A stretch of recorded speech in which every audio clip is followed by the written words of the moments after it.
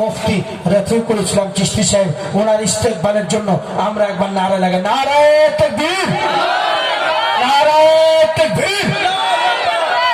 এইরকম আওয়াজ দিলে হবে না, এমন ভাবে আওয়াজ দিন যেন বাতিলরা কাঁপতে থাকে, বাতিলরা যেন কাঁপতে থাকে, এমন ভাবে আওয়াজ দিতে হবে। নারায়ে তাকবীর, নারায়ে রিসালাত, ইয়া রাসূলুল্লাহ, নারায়ে রিসালাত, ইয়া রাসূলুল্লাহ। বিশ্বলি খাজা বাবা ফরিদপুরি জিন্দাবাদ, বিশ্বলি খাজা বাবা ফরিদপুরি জিন্দাবাদ, শাহে দরবার জিন্দাবাদ, হযরত আল্লামা মাওলানা মুফতি রফিকুল ইসলাম চিশতি সাহেব জিন্দাবাদ। নারায়ে তাকবীর, আল্লাহু আকবার, নারায়ে রিসালাত, ইয়া রাসূলুল্লাহ।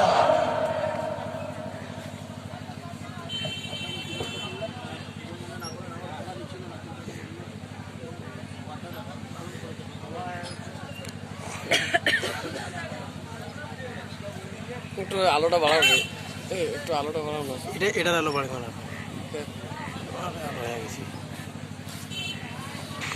মোবাইলটা না ছাই দিলে তাহলে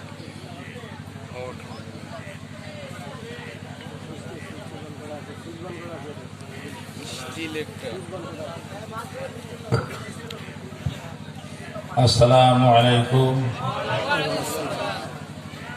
আলহামদুলিল্লাহ আলহামদুলিল্লাহ নাহমাদুহু ওয়া নাস্তাঈনুহু ওয়া নাস্তাগফিরুহু ওয়া নু'মিনু বিহি ওয়া নাতাওয়াক্কালু আলাইহি ওয়া নাউযু বিল্লাহি মিন শুরুরি আনফুসিনা ওয়া মিন সাইয়্যাতি আ'মালিনা।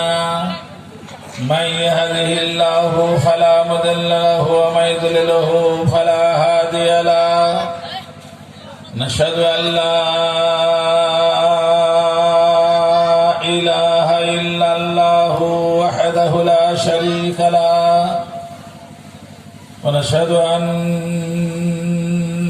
سيدنا ونبينا ومولانا محمدا عبده ورسوله.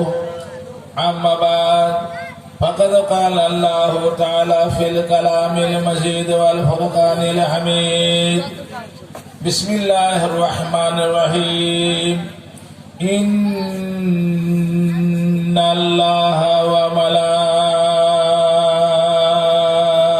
وملائكته يصلون على النبي يا أيها الذين آمنوا صلوا عليه وسلموا تسليما. اللهم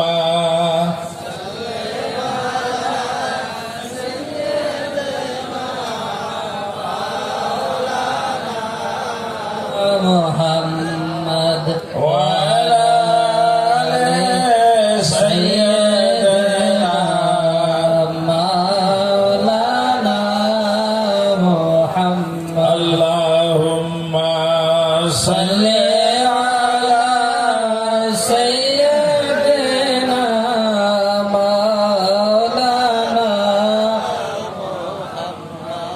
وعلى آل مولانا محمد. जरा चेहरा से पर्दा को उठाओ या रसूल अल्लाह, मुझे दीदार तुम अपना देखाओ या रसूल अल्लाह। करो रे मनोवार से मेरी आँखों को नुरानी, मुझे फिरकत की जुल्म से बासाओ या रसूल अल्लाह। अगर चैनत हो या बद तुम्हारा हो चुका हो मैं, बसा बसा हो हंसाओ या रुलाओ या रसूल अल्लाह।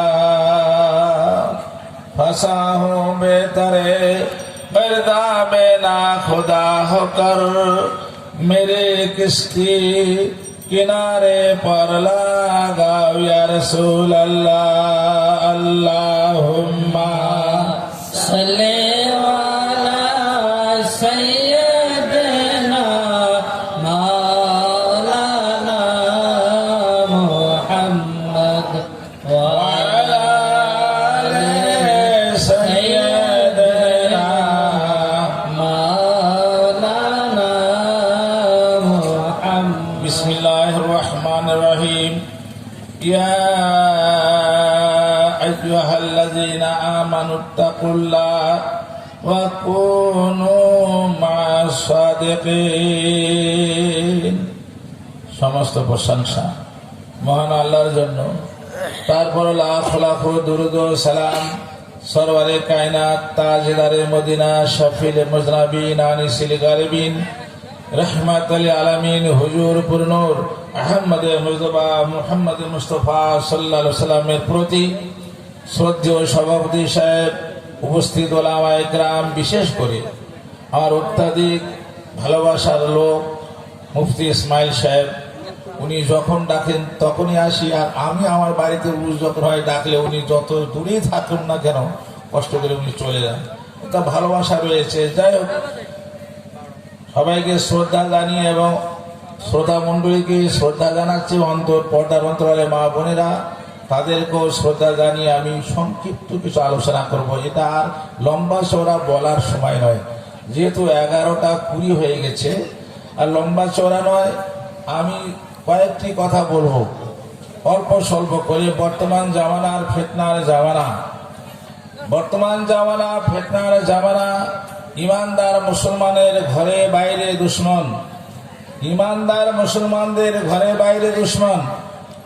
বাইরের দুশ্মন ইহুদি নাসারারা, আর ভেতরের দুশ্মন আমাদের মতো কিছু টুপিওয়ালা দাড়িওয়ালারা। এই দুই দলের পেছনিতে ইমানদার মুসলমানের নাবিশ্বাস উঠে গেছে। কি করবে কি করবে না, কোন দিকে যাবে কোন দিকে যাবে না, কোন রাস্তাটা ঠিক কোনটা ব্যাঠিক, একবারে দিশাহারা হয়ে গেছে। এই ফিতনার জামানায় একটা রাস্তার দিশা দেওয়ার চেষ্টা করব আমি সংক্ষিপ্ত আকারে। আমাদের মধ্যে আমাদের কলেমা এক, নামাজ এক, রোজা এক, হজ এক, যাকাত এক, মক্কা এক, মদিনা এক, রসুল এক, কুরআন শরীফ এক, মসজিদ এক, সব কিছু হওয়া এক হওয়া সত্ত্বেও আমরা কিন্তু 3 কোটি 13 দল হয়ে আছি। 3 কোটি 13 দল। আর হয়তো ভাববেন যে আমাদের সবকিছু এক, 3 কোটি 13 দল হওয়ার মানেটা কি আছে, কেন 3 কোটি 13 দল হলো? এটা তো হবে আল্লাহ রাসূল বলেছেন। ইমাম গাজ্জালি রহমতুল্লাহ আলাইহি তিনিও চেষ্টা করেছিলেন। ইমাম গাজ্জালি রহমতুল্লাহ আলাইহি 100 খণ্ডে কোরআন শরীফের তাফসীর লিখেছিলেন। 100 খণ্ডে, তার মানে কমসে কম 25 থেকে 30 কেজি ওজন হবে আর কি। কথা বুঝতে পারছে? তিনি 100 খণ্ডে কোরআন শরীফের তাফসীর লিখে বলেছেন, পরওয়ারদিগারে আলম বহু পরিশ্রম করে আমি 100 খণ্ডে কোরআন শরীফের তাফসীর লিখে গেলাম, যাতে মুসলমানেরা 3 কোটি 13 দল হয়ে না যায়। কিন্তু তার তাফসীরটা টেকেনি। তার তাফসীর টেকে নেই কেন? আল্লাহ রাসূল তার বহু আগেই বলে গেছেন, বহু আগে বলে গেছেন যে হাদিসটা অত্যাধিক সহিহ। আমি প্রায় বলি হাদিস শরীফটি। আমি যতক্ষণ এখানে কথা বলবো, রাস্তাঘাটে গুন্ডামি না করি, যদি আমার ভুল হয় কিতাব আমার সামনে নিয়ে আসুন। যদি কিতাবে ভুল দেখাতে পারেন, আমার যা আছে সব কিছু তাকে দিয়ে যাব, আর লিখে দেবো, মুসলেখা লিখে দেবো, জীবনে আর ওয়াজ করবো না। তা না করে রাস্তাঘাটে গুন্ডামি করাটা ঠিক নয়। আপনারা তো ভালোই জানেন আপনাদের এলাকায় এরা এই গুন্ডাগুলা, এই সমাজ বিরোধীগুলা কেমন। এই সমাজ বিরোধীরা হচ্ছে টুপিওয়ালা, দাড়িওয়ালা, আলখাল্লাওয়ালা। এবার এরা প্যান্ট শার্ট পরার লোক না। কথা বুঝতে পারছেন? এরা হচ্ছে মানে একদম পাক্কা, দেখলে বাইরে থেকে দেখলে মনে হয় খাসা মুসলমান। কথা বুঝতে পারছেন? এবং খাসা মুসলমান বলে মনে হবে। আসলে এরা সমাজ বিরোধীদের থেকেও একবার উৎকৃষ্ট। সেটা তো আপনারা জানেন ভালো করে, ওদিকে আমি যাবো না। আমি অনুরোধ করব, আমি যা কথা বলবো, যদি হাদিসের কথা বলি, কোন হাদিস থেকে বলছি তার নাম বলবো, পৃষ্ঠা বলবো, এবারত বলবো। তো কোরআন শরীফের কথা বলি, কোন জায়গা থেকে বলছি তার উল্লেখ করে বলবো।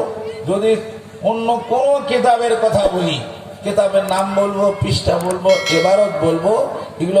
এইগুলো কিন্তু আপনাদের জন্য নয়। এগুলো কার জন্য? যারা আমরা ধর্মের দোকানদার। আমরা ধর্মের দোকানদার, কথা বুঝতে পারছি? আমরা ধর্মের দোকানদার, আপনারা হচ্ছেন তালকানা খদ্দের। আপনারা তালকানা খদ্দের কেন? আমি পাগড়ি জুব্বা পরে এসে একটা কথা বলে গেলাম, আপনারা ভাবছেন এই হুজুর যা বলেছে এটাই ঠিক। আর একজন একটা এসে কথা বলে এই হুজুর যা বলেছে এটাই ঠিক। আর একজন একটা কথা বলবে এই হুজুর যা বলেছে এটাই ঠিক। কোনটা ঠিক? তালকানা। আমি তালকানা করবো না আপনাদেরকে। আমি নির্দিষ্ট একটা পথের দিশা, ফেতনা যাবো না, নির্দিষ্ট একটা পথের দিশা দিতে চাইবো বা দেবো ইনশাল্লাহ। ভাইজান, আমাদের মধ্যে 73 দল, এটা আগে বলে গেছেন আল্লাহ রসুল। হাদিস শরীফটা অত্যাধিক সহিহ। মিশকাত শরীফে 30 পৃষ্ঠার মধ্যে আছে, আবু দাউদ শরীফের 631 পৃষ্ঠার মধ্যে আছে হাদিস শরীফটি, ইবনে মাজাহ শরীফের 287 পৃষ্ঠার মধ্যে আছে, নাসাই শরীফের দ্বিতীয় খণ্ডের 265 পৃষ্ঠার মধ্যে আছে, তিরমিজি শরীফের দ্বিতীয় খণ্ডের 88 পৃষ্ঠার মধ্যে আছে। এই সমস্ত হাদিসের কিতাবগুলোর মধ্যে, এই পৃষ্ঠাগুলোর মধ্যে আছে ইন্না তাফারাকাত বানি ইসরাঈল সানাতান ওয়া সাবিন তাফতারিকু উম্মতি আলা সালাসা ওয়া সাবিনা মিল্লাতা কুল্লুহুম ফিন্নারিল্লা ওয়াহিদাতিন। আলেমের জন্য বললাম, কারণ বাংলাটা আপনাদের জন্য বলছি। এর বাংলা মানে হচ্ছে, আল্লাহ রাসূল পবিত্র জবানে বলেছেন, নিঃসন্দেহে ইহুদি নাসারারা ধর্মের ক্ষেত্রে 72টা দল হয়ে গেছে, আমার উম্মত হবে ধর্মের ক্ষেত্রে 73টা দল। আমরা তাদের কলেমা এক, নামাজ এক, রোজা এক, হজ এক, যাকাত এক, মক্কা এক, মদিনা এক, রসুল এক, কোরআন শরীফ এক, মসজিদ এক। এরা হচ্ছে 3 কোটি 13 দল। মানে আমরা 3 কোটি 13 দল। আল্লাহ রাসূল বলছেন কুল্লুহুম ফিন্নার, তার মধ্যে সব যাবে জাহান্নামে, সব যাবে জাহান্নামে, ইল্লা মিল্লাত ওয়াহিদাতুন, একটি দল ছাড়া। একটি দলে যাবে জান্নাতে, আর বাকিগুলো সব যাবে জাহান্নামে। এই হাদিস পাকে একটু চিন্তা করে, নিজেরাই চিন্তা করে দেখুন তো, আমার কথা বিশ্বাস করতে হবে না। একটু চিন্তা করে দেখুন, এই হাদিস পাকে কি পরিষ্কার বোঝা যাচ্ছে না যে কলেমা পড়া সত্ত্বেও জাহান্নামে যাবে, নামাজ পড়া সত্ত্বেও জাহান্নামে যাবে, রোজা রাখা সত্ত্বেও জাহান্নামে যাবে, হজ করা সত্ত্বেও জাহান্নামে যাবে, যাকাত দেওয়া সত্ত্বেও জাহান্নামে যাবে, টুপি পরা সত্ত্বেও জাহান্নামে যাবে, দাড়ি রাখা সত্ত্বেও জাহান্নামে যাবে, আল-সুন্নাহ পড়া সত্ত্বেও জাহান্নামে যাবে, কোরআন শরীফ তেলাওয়াত করা সত্ত্বেও জাহান্নামে। অত বলবেন এসব করি যখন জাহান্নামে যেতে হচ্ছে, তাহলে করি লাভকে ছেড়েই দিই, করতে হবে না? কি না, ছাড়া যাবে না, করতেই হবে। করা সত্ত্বেও জাহান্নামে যাবে। কোন সাহসে বললাম? এই সাহসে বললাম, ওই যে আল্লাহ রাসূল বলেছেন ইহুদি নাসারা 72 দল, আমার উম্মত 73 দল, 72টা যাবে জাহান্নামে। এই 72টা রসুলের উম্মতের মধ্যে 72টা জাহান্নামে যাচ্ছে। এরা কারা? রসুলের উম্মত। এরা কে? কি করে? কলেমা পড়ে, নামাজ পড়ে, রোজা রাখে, হজ করে, যাকাত দেয়, টুপি পরে, দাড়ি রাখে, যেহেতু রসুলের উম্মত। আমার কথা বুঝতে পারছেন ভাই? বুঝতে না পারলে আমি অল্প সময় কথা বলবো, বুঝতে না পারলে আমাকে প্রশ্ন করুন। যত খুশি আপনারা আমাকে প্রশ্ন করতে পারেন, যত খুশি। বুঝতে না পারলে প্রশ্নের ক্ষেত্রে আপনাদের আমি ছাড়পত্র দিয়ে দিলাম, ইচ্ছা মতো প্রশ্ন করুন যদি বুঝতে না পারেন। আর একটু সঙ্গে আলোচনা, বিস্তারিত আলোচনা যাবো না, ব্যাখ্যায় যাবো না, ছোট করে বলি। কলেমা, নামাজ, রোজা, হজ, যাকাত করা সত্ত্বেও জাহান্নামে যাবে। এটা আমরা কারবালার মাঠে 61 হিজরি 10ই মুহররম কারবালা পাকে গিয়ে সীমার উমার বিন সাদকে বলছে। উমার বিন সাদকে এজিদের প্রধান সেনাপতি, এর বাপকে জলিলুল কদর সাহাবী, মস্ত বড় সাহাবী, যে সাহাবী দুনিয়ায় থাকতে বেহেশতের খবর পেয়েছেন, যে সাহাবী রসুলের সামনে বুক পেতে দাঁড়িয়েছিলেন, ইয়া রাসূলুল্লাহ, হুজুর আমি আগে কুরবানি হব, তারপর আপনার যা হবার হবে। যে রসুলের জন্য জীবন দিচ্ছেন, যে সাহাবী রসুলের জন্য জীবন দিচ্ছেন, ওই সাহাবীর ঔরসের ছেলে রসুলের কলিজার টুকরাকে মারবার জন্য কারবালার মাঠে এজিদের প্রধান সেনাপতি। অবস্থাটা বুঝুন। বাপ জান্নাতি, বেটা জাহান্নামী। বাপ রসুলের জন্য জীবন দিচ্ছেন, তারই কলিজার টুকরা, হ্যাঁ, যার জন্য জীবন দিচ্ছেন তারই কলিজার টুকরাকে মারবার জন্য কারবালার মাঠে এজিদের প্রধান সেনাপতি উমর বিন সাদ। সে উমর বিন সাদকে যে বলছে, সীমার উমর, নামাজের সময় হয়ে গেছে, এক ওয়াক্ত নামাজ কাজা করলে 80 চলতে হবে, নামাজ কাজা করা যাবে না। আজান দিয়ে দাও, নামাজ পড়িনি, নামাজ পড়ি হোসেনকে মারবো। ইমাম হোসেনকে মারতে গিয়ে যদি নামাজ কাজা হয়ে যায়, নামাজ কাজা হলে জাহান্নামে যেতে হবে। হয়তো আজান দাও, নামাজ পড়িনি, নামাজ পড়ি হোসেনকে মারবো। এই সাংঘাতিক মুসল্লি জান্নাতে যাবে তো? কি ভাই? ও আমাদের কখন আজান হয়, কখন জামাত হয় আমাদের মনে থাকে না। আজান শুনিও শুনতে পাই না, আর জামাত হচ্ছে দেখতেও দেখতে পাই না। তো আমাদের আজান জামাতের সঙ্গে কোনো খেয়ালই, দিকে কোনো খেয়ালই নেই। এই কত বড় নামাজের খেয়াল, কত জাহান্নামের ভয়। যুদ্ধের মাঠে গিয়ে নামাজ কাজা করা যাবে না বলছে। ইমাম হোসেনকে মারতে গিয়ে যদি নামাজ কাজা হয়ে যায়, তাহলে জাহান্নামে যেতে, নামাজ কাজা হলে জাহান্নামে যেতে হবে। আজান দাও, নামাজ পড়িনি, নামাজ পড়ে হোসেনকে মারবো। ওই সাংঘাতিক মুসল্লি কি হবে? আমার তো মনে হয় ওই সাংঘাতিক মুসল্লি নামাজ পড়তে পড়তে জাহান্নামে ঢুকে যাবে। কথা বুঝতে পারছেন? হয়তো বলবেন সে কি, আমাদের নামাজের কথা খেয়াল থাকে না, তো নামাজ কাজা করছে না, নামাজ পড়তে পড়তে জাহান্নামে ঢুকবে। কেন? নামাজ পড়তে পড়তে জাহান্নামে ঢুকবে এই কারণে ওই মুসল্লিটা নামাজ পড়তে গিয়ে বলবে আল্লাহুম্মা সাল্লি আলা মুহাম্মাদ ওয়া আলা আলি মুহাম্মাদ কামা, দরুদ শরীফ পড়তে হয় না? দরুদ শরীফের মানে হে আল্লাহ তুমি শান্তি বর্ষণ করো আমাদের নবী মুস্তাফা সাল্লাল্লাহু আলাইহি ওয়াসাল্লামের উপরে আর তার বংশধরের উপরে। নামাজ পড়তে গিয়ে যে বংশধরের উপরে শান্তি বর্ষণ হতে বলছে, নামাজ পড়ে উঠে সেই বংশধরকে মারবে। অতএব এই মুসল্লি নামাজ পড়তে পড়তেই জাহান্নামে ঢুকবে। কথাটা বোঝা গেল? আবার দেখুন, কারবালার মাঠে গিয়ে ইমাম হোসেন আলাইহিস সালাম শেষ বক্তব্য যে ভাষণটা দিয়েছিলেন, হাল তাদরি লাইসা মুসলিমুন, হাল তাদরি লাইসা মুসলিমুন, তোমাদের মধ্যে কি কোনো মুসলমান নাই আমাকে সাহায্য করার মতো? কাকে বলছেন? 22,000 সৈন্য এদের 22,000 সৈন্যকে বলছেন, তোমাদের মধ্যে কি কোনো মুসলমান নাই আমাকে সাহায্য করার মতো? যাদের ইহুদের সৈন্যদের লক্ষ্য করে বলছেন, তাহলে কি বোঝা? ইহুদের সৈন্যের পক্ষে কে ছিল? ইহুদিন আসারা, কোলভিল গারল একটা ভুটিয়া না। ইহুদের সৈন্য দলের মধ্যে দাড়িওয়ালা ছিল, টুপিওয়ালা ছিল, কলেমওয়ালা ছিল, নামাজওয়ালা ছিল, রোজাওয়ালা ছিল, হজওয়ালা ছিল, জাকাতওয়ালা ছিল, আলখাল্লাওয়ালা ছিল, কিন্তু মুসলমান ছিল না। কথাটা বুঝতে পারছেন আমার? কেন না ওই কথা বলবেন কেন? তোমাদের মধ্যে কোনো মুসলমান নাই, একটাও কি মুসলমান নাই আমাকে সাহায্য করার মতো? তাহলে কি বোঝা যাচ্ছে? মুসলমান ছিল, নামাজি ছিল, কলেমাওয়ালা ছিল, দাড়িওয়ালা ছিল, টুপিওয়ালা ছিল, কিন্তু মুসলমান ছিল না। কথা বুঝতে পারছেন? যাই ফিরে আসি, লম্বা চড়া যাবো না ভাই, ফিতনার জামানায় ফিরে আসি। তা সাহাবায়ে কেরামরা জিজ্ঞাসা করেছেন, ইয়া রাসূলুল্লাহ, ইয়া হাবিবাল্লাহ, হুজুর কালু মানে হিয়া ইয়া রাসূলুল্লাহ, কোন দলটা জান্নাতে যাবে? 73 দলের মধ্যে 72টা জাহান্নামে যাবে। মানে হিয়া আসা কোন দল? কোন দল? ক্বালা রাসূলুল্লাহ সাল্লাল্লাহু আলাইহি ওয়া সাহাবী, আল্লাহ রাসূল তার উত্তরে বললেন, আমি এবং আমার সাহাবীরা যে দলের উপরে আছি এইটি যাবে জান্নাতে, বাকিগুলো সব যাবে জাহান্নামে। কথাটা বোঝা গেল? আল্লাহ রাসূল এবং সাহাবায়ে কেরামদের কোন দল? যে দলে চলে মানুষ, যে মত পথের উপরে চলে মানুষ আল্লাহওয়ালা হয়ে যায়। রসুলের মতে সাহাবাদের অনুসরণ করে চলে মানুষ কি হয়? আল্লাহওয়ালা হয়ে যায়। কি ভাই? তাহলে এই 73 দল তো এখন হয়েই গেছে, তারও বেশি হয়ে গেছে। 73 দলের মধ্যে একটা দলে আছে যেটা আল্লাহওয়ালাদের দল, আল্লাহর ওলিদের দল, মানে আল্লাহওয়ালাদের দল যে জান্নাতে যাবে। এ তো কোরআন শরীফ পরিষ্কার করে বলছেন। কোরআন শরীফের 11 পারা সূরা ইউনূসের 62 নম্বর আয়াত, 62 নম্বর আয়াতে আল্লাহ পাক বলছেন, আলা ইন্না আউলিয়াল্লাহি লা খাউফুন আলাইহিম ওয়া লা হুম ইয়াহজানুন। আলা শব্দ মুফতি সাহেব বসে আছে না, চলে গেছে নাকি? আরে ওলামারা আছেন। আলা শব্দ কোন জায়গায় ব্যবহার করা হয়? আলা শব্দ কোন জায়গায় ব্যবহার করা হয়? গ্রামার যারা জানেন, মৌলানা এবং যারা উপর ক্লাসের ছাত্র তারা ভালো জানেন।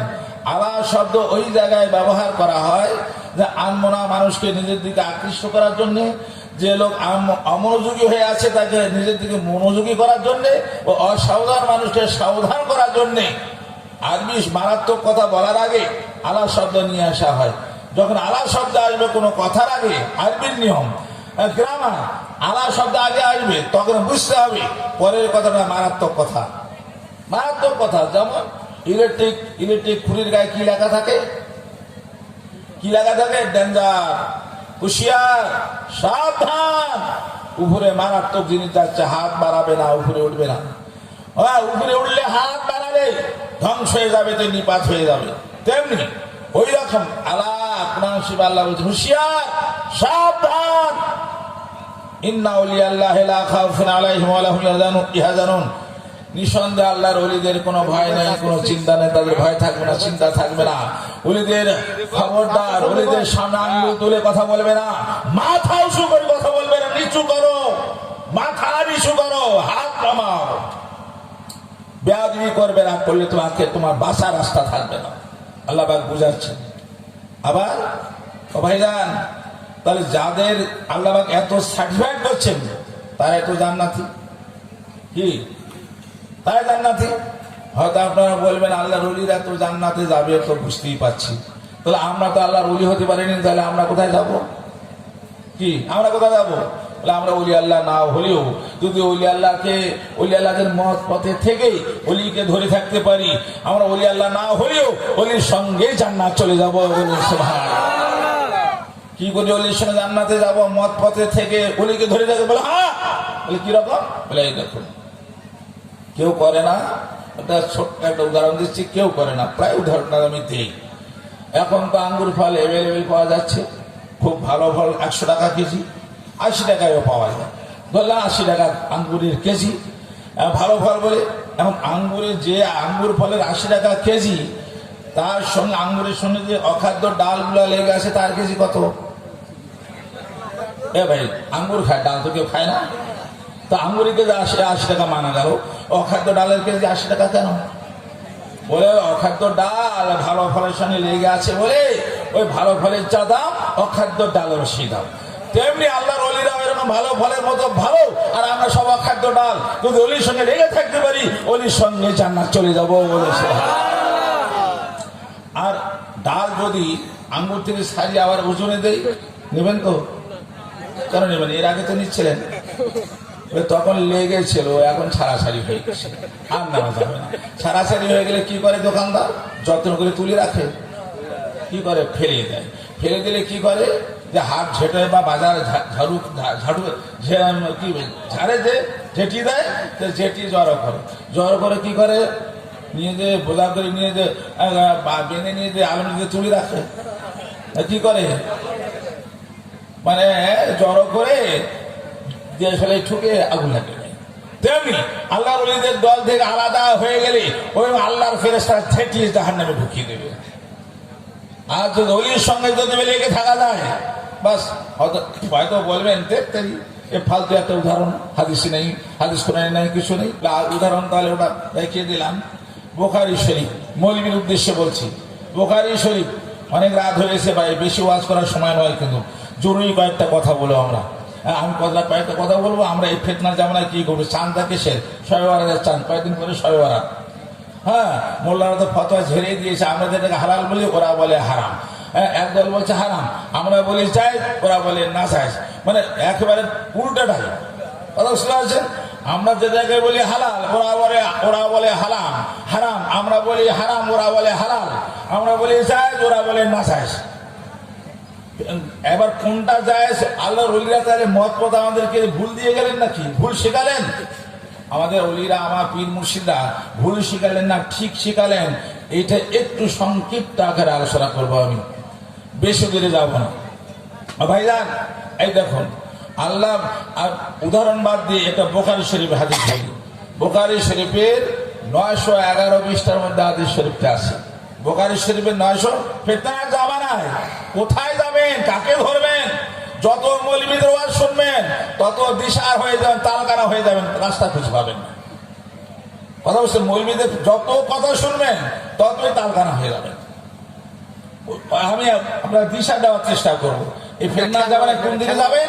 বুখারী শরীফ। বুখারী শরীফের 2য় খণ্ডের 911 পৃষ্ঠায় হাদিস শরীফটা আছে।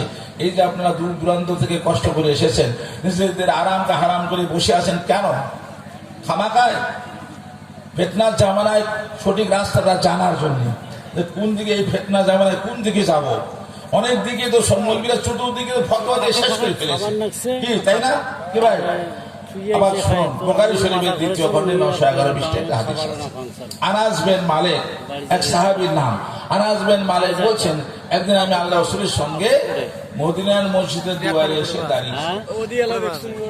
একটা লোক দৌড়াতে দৌড়াতে এলো, এসে বলছি ইয়া রাসূলুল্লাহ, কিয়ামত কবে হবে? লোকটা দৌড়াতে দৌড়াতে এসে বলছে হুজুর কিয়ামত কবে হবে? আল্লাহ রাসূল বলছে তুমি কিয়ামতের জন্য কি জোগাড় করেছো? লোকটা থতমত খেয়ে গেছে। প্রথমত খেয়ে একটু সামনে নিয়ে বলছি ইয়া রাসূলুল্লাহ, হুজুর আমার কলেমাও নেই, নামাজও নাই, রোজাও নাই, হজও নাই, যাকাতও নেই। বলে তবে কি জোগাড় করেছো? বলি ইয়া রাসূলুল্লাহ, তবে একটি জিনিস আছে। বলে কি? বলে ভালোবাসা। আহিবুল্লাহ ওয়া রাসূলুহু, আল্লাহ এবং আল্লাহ রাসূলকে আমি ভালোবাসি, এই ভালোবাসা ছাড়া আমার আর কিছু নাই। আপনার কেন এসেছেন এখানে? আল্লাহর ওলিকে ভালোবেসে তো কি পাবেন এর জন্য সেটাই বলছি। হ্যাঁ, হে আল্লাহ রাসূল, আমার শুধু ভালোবাসা আছে, তাছাড়া আর কিছু নাই। ক্বালা রাসূলুল্লাহ সাল্লাল্লাহু আলাইহি ওয়াসাল্লাম আনতা মা মান আহাবাবতা, আল্লাহ রাসূল বলছেন তুমি যাকে ভালোবাসো তার সঙ্গে তুমি থাকবে। বলুন সুবহানাল্লাহ। বলে তোমার যখন কলেমা নেই, নামাজ নেই, রোজা নাই, হজ নেই, যাকাত নাই, হ্যাঁ ভালোবাসা আছে, তবে তুমি যাকে ভালোবাসো তার সঙ্গে থাকবে, যাও। এবার আপনাদের ব্যাপার, কাকে ভালোবাসবেন না বাসবেন? মাতালকে ভালোবাসবেন না আল্লাহর ওলিকে ভালোবাসবেন? হ্যাঁ, কি করবেন সে আপনাদের ব্যাপার। তো যাকে ভালোবাসবেন তার সঙ্গে আপনি থাকবেন, হাসরের দিনে তার সঙ্গে থাকবেন। ওলিকে ভালোবাসলে ওলির সঙ্গেই থাকবেন। ভাইজান, লম্বা চড়া ওয়াজ করার সময় এটা নয়, সংক্ষিপ্ত আকারে আলোচনা করছে আমি। দেখুন, আল্লাহর ওলিকে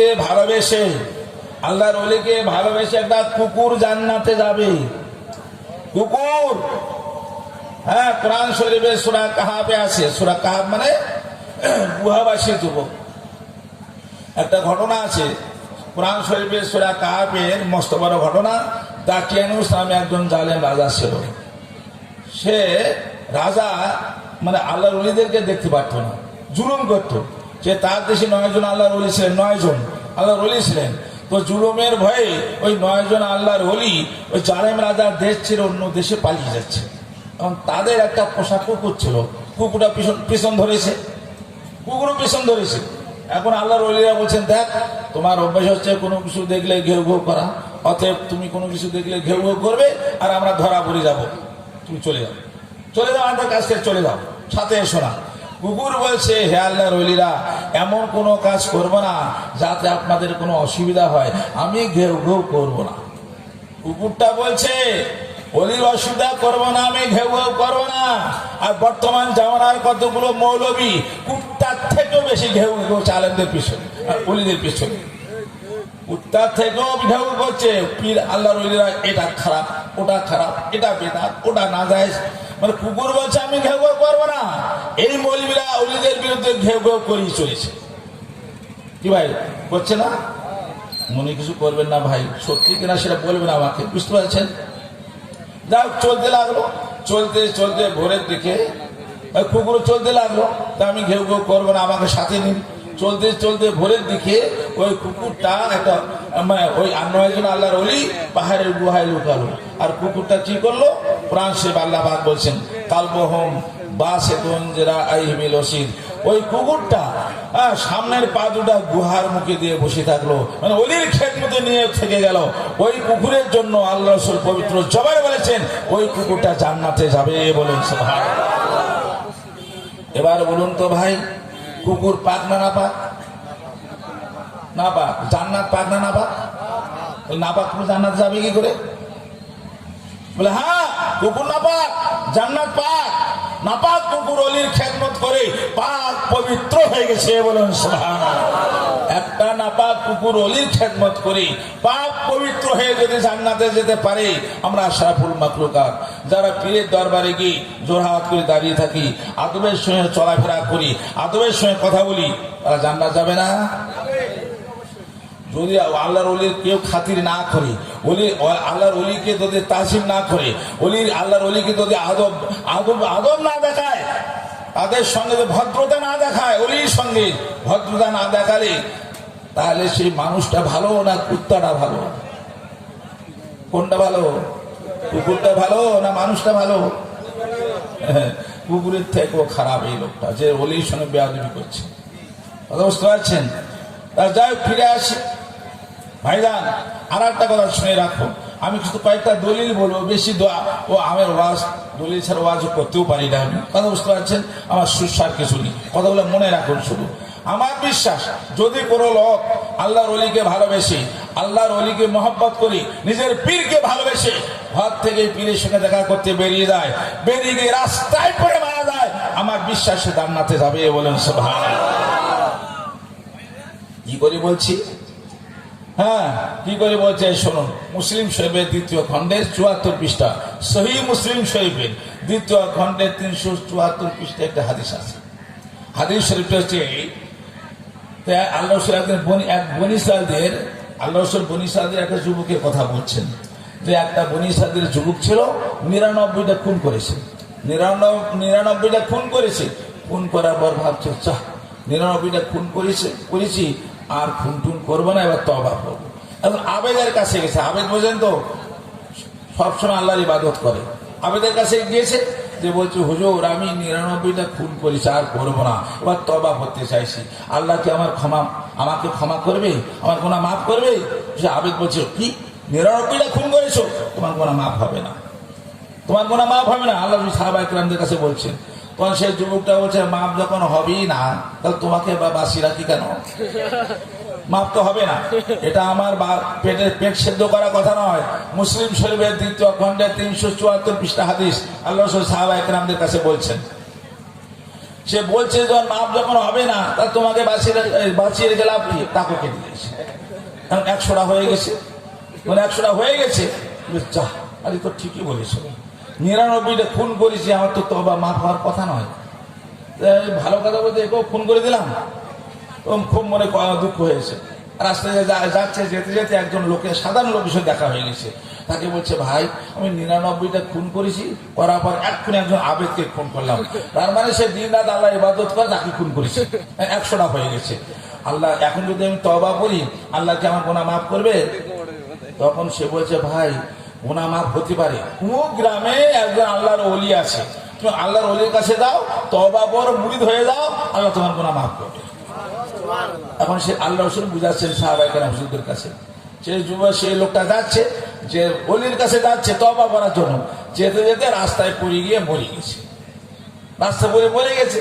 জানেন তো হাদিস পাকে আছে, কোরআন শরীফে আছে, যে আল্লাহ 2 দল ফেরেশতা, মানুষ মারা গেলে 2 দল ফেরেশতা, ইল্লিনার সিদ্দিন জান্নাত আর জাহান্নামে 2 দল ফেরেশতা, 2 দল ফেরেশতা এসেছে নিতে। জাহান্নামের ফেরেশতা বলছে 99টা খুন করেছে, আর এক্ষুনি একজন আবেদকে খুন করে এলো, 100টা খুন করেছে, একে জাহান্নামে নিয়ে যাবো। ফেরেশতা বলছে খুন করেছে ঠিকই, তো তওবা করার জন্য আল্লাহর ওলির কাছে যাচ্ছ, একে জান্নাতে নিয়ে যাবো। বলে ওরা 2 দলে ঝগড়া করছে, তা আল্লাহ কি জানেন না? সবে তো জানেন। হাদিসে মুসলিম শরীফের 2য় খণ্ডের 373 পৃষ্ঠা হাদিস জানেন। জানার সাথে আল্লাহ পাক বলছে, আচ্ছা ঝগড়া করছো কেন? তখন বলবে, আচ্ছা ঝগড়া করার দরকার নেই, মাপো, মেপে দেখো কোন দিকে বেশি, কোন দিকে বেশি আল্লাহ জানেন না? জানেন। তার মানে ওলির দরবার কেমন, ওলির শান কি, এটাই বুঝাতে চাইছেন আল্লাহ রাসূল। তাহলে মাপো, মাপছে। মাপার পর মাপতে দেখা যাচ্ছে ওলির বাড়ির দিকে, পীরের বাড়ির দিকে সামান্য একটু এগিয়ে গেছে। জান্নাতের ফেরেশতা বলছে, আল্লাহ ওলির বাড়ির দিকে এগিয়ে গেছে। জাহান্নামের ফেরেশতা বলছে, আল্লাহ ইচ্ছা করে যায় নাই, পড়ার সময় হোঁচটকে একটু ছেঁচুরি গেছে। হ্যাঁ, আল্লাহ রাসূল বলছেন, আল্লাহ পাক বলেন ওকে তোমরা জান্নাতে নিয়ে যাও। বলুন সুবহানাল্লাহ। এই হাদিসের উপরে নির্ভর করে আমি বলতে পারি, আমার বিশ্বাস, যদি কোনো লোক পাপী, মহাপাপী, যদি আল্লাহর পীরের সাথে দেখা করার জন্য ঘর থেকে খালেস নিয়েতে বেরিয়ে যায়, বেরিয়ে গিয়ে রাস্তায় পড়ে মারা যায়, আমার বিশ্বাস সে জান্নাতে যাবে। বলুন সুবহানাল্লাহ। ফিতনার জামানায় কোন দিকে যাবেন? মৌলবীদের রাস্তা ধরবেন না ওলির রাস্তা ধরবেন? ওলির রাস্তা ধরবেন, ওলির রাস্তা ধরবেন। আবার কি ভাই, আর একটা কথা, মিশকাত শরীফ মাওলানা ক্লাসের প্রাথমিক হাদিস। আমি তো অল্প কথা বলবো ভাই, কথাগুলো মনে রাখবেন। হ্যাঁ, ফিতনা মানে মিশকাত শরীফের 474 পৃষ্ঠার 494 না, এখন মাইকের আওয়াজ আসছে, বাইরে ধরবে, বুঝতে পারছেন? হ্যাঁ, মিশকাত শরীফের 494 পৃষ্ঠার মধ্যে পরিষ্কার একটা হাদিস এসেছে, কি জানেন? তো এখন যেটা এখন বলছি এটা হাদিসে নেই, পরে বলছে হাদিসে 494 পৃষ্ঠার কথাটা পরে বলছি। এখনকার জামানায় মসজিদে যারা নামাজ পড়তে যায় সবার নাম, তাদের নাম কি ভাই? মুসল্লি, তাই তো? যারা নামাজ পড়তে যায় মসজিদে মুসল্লি। আচ্ছা, মসজিদে জুতা চোরও তো যায়, কি জুতা চোর যায় না? জুতা চোরও যায়। আল্লাহ পাক এত দয়ালু যে জুতা চোরও নামা রেখে দিয়েছে মুসল্লি, আর মুসল্লিও মুসল্লি। জুতা চোরটা গোপন করেছে, এমন একদিন আসবে যেদিন আর আল্লাহ পাক দোষ গোপন করবেন না। কোরআন শরীফের সূরা ইয়াসিনে বলছেন, ওয়ামতাজুল ইয়াওমা আইয়ুহাল মুজরিমুন, এই গুনাহগারেরা আজ আলাদা হয়ে যাও। হাসরের দিন বিচার হয়ে যাবে, জান্নাতীরা জান্নাতে, জান্নাতের দিকে জাহান্নামীরা জাহান্নামের দিকে যাচ্ছে। হ্যাঁ, বিচার শেষ, যাচ্ছে জাহান্নামের দিকে, জাহান্নামীরা জাহান্নামের দিকে, জান্নাতীরা জান্নাতের দিকে। আল্লাহ রাসূল, এবার হাদিস বলছি, আল্লাহ রাসূল বলছেন, হঠাৎ করে জাহান্নামী দল থেকে একটা লোক যে জান্নাতি লোককে বলল, তোমার মনে নেই তুমি একদিন আমার বাড়ি গিয়েছিলে, তোমাকে এক গ্লাস পানি দিয়েছিলাম খাবার জন্য? কিছু না হোক, একটু তো সামান্য যত্ন, একটু তো সেবা তোমার করেছি। আল্লাহর বিচারে আজ আমি জাহান্নামী, তুমি জান্নাতি, আমাকে ফেলে তুমি চলে যাচ্ছ?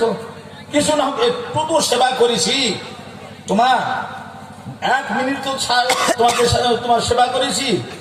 আর আল্লাহ আর একজন যে বলবে, তোমার মনে নেই আমার বাড়িতে একদিন গিয়েছিলে, তোমার পায়ে আমি পানি ঢেলে দিয়েছিলাম? জান্নাতে মানে আল্লাহর ওলি, পায়ে পায়ে পানি ঢেলে দিয়েছিলাম।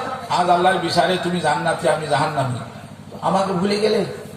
কিছু না পারি, একটু তো তোর সেবা করেছি, আজ আমাকে ফেলে চলে যাচ্ছ? তখন তারা বলে, আল্লাহ এদের ব্যাপারে ফয়সালা করো, এদের ব্যাপারে ফয়সালা করো। আল্লাহ রাসূল বলছেন, তখন আল্লাহ পাক বলেন, ইয়াশফাউলাহু ইয়াদখুলু আলা জান্নাহ, ওদের সুপারিশ করে তুমি জান্নাতে নিয়ে যাও, বলুন সুবহানাল্লাহ। তাহলে আল্লাহর ওলির এক মুহূর্ত খেদমত জান্নাতের সার্টিফিকেট হতে পারে। এক মুহূর্ত, ওলির এক মুহূর্ত খেদমত জান্নাতের সার্টিফিকেট হতে পারে। ভাইজান, ওই ফিতনা জামানায় কোন দিকে যাবেন? কোন রাস্তা ধরুন? আল্লাহর ওলিদের রাস্তা, আল্লাহর ওলির রাস্তা শোনান ভাইজান, পীরের রাস্তা, ওলির রাস্তা। আপনি বুঝুন নাই বুঝুন, অন্ধের মতো করে যান, ইনশাআল্লাহ জান্নাত পেয়ে যাবেন, বলুন সুবহানাল্লাহ। অত বলবেন যে অন্ধের মতো করতে বলছেন কেন? বলে, এটা আমি বলিনি, আল্লাহ আল্লাহ রাসূল শিখাচ্ছেন, ওলিদের কাজ বোঝো নাই বোঝো, অন্ধের মতো করে চলো। আল্লাহ শিখাচ্ছে, আল্লাহ রাসূল শিখাচ্ছেন, ওলিদের কাজ বোঝো নাই বোঝো, অন্ধের মতো করে চলো। কিরকম? এই দেখুন ভাইজান, আপনারা ভালোই জানেন, এখন হাজিরা হজ করতে যাচ্ছে, হজ করতে যাচ্ছেন, কমসে কম 1.5 লাখ টাকা খরচ হবে। কেউ উঠবেন না ভাই, বসবেন, আমি কিন্তু বেশি বলবো না, কথা বুঝতে পারছেন?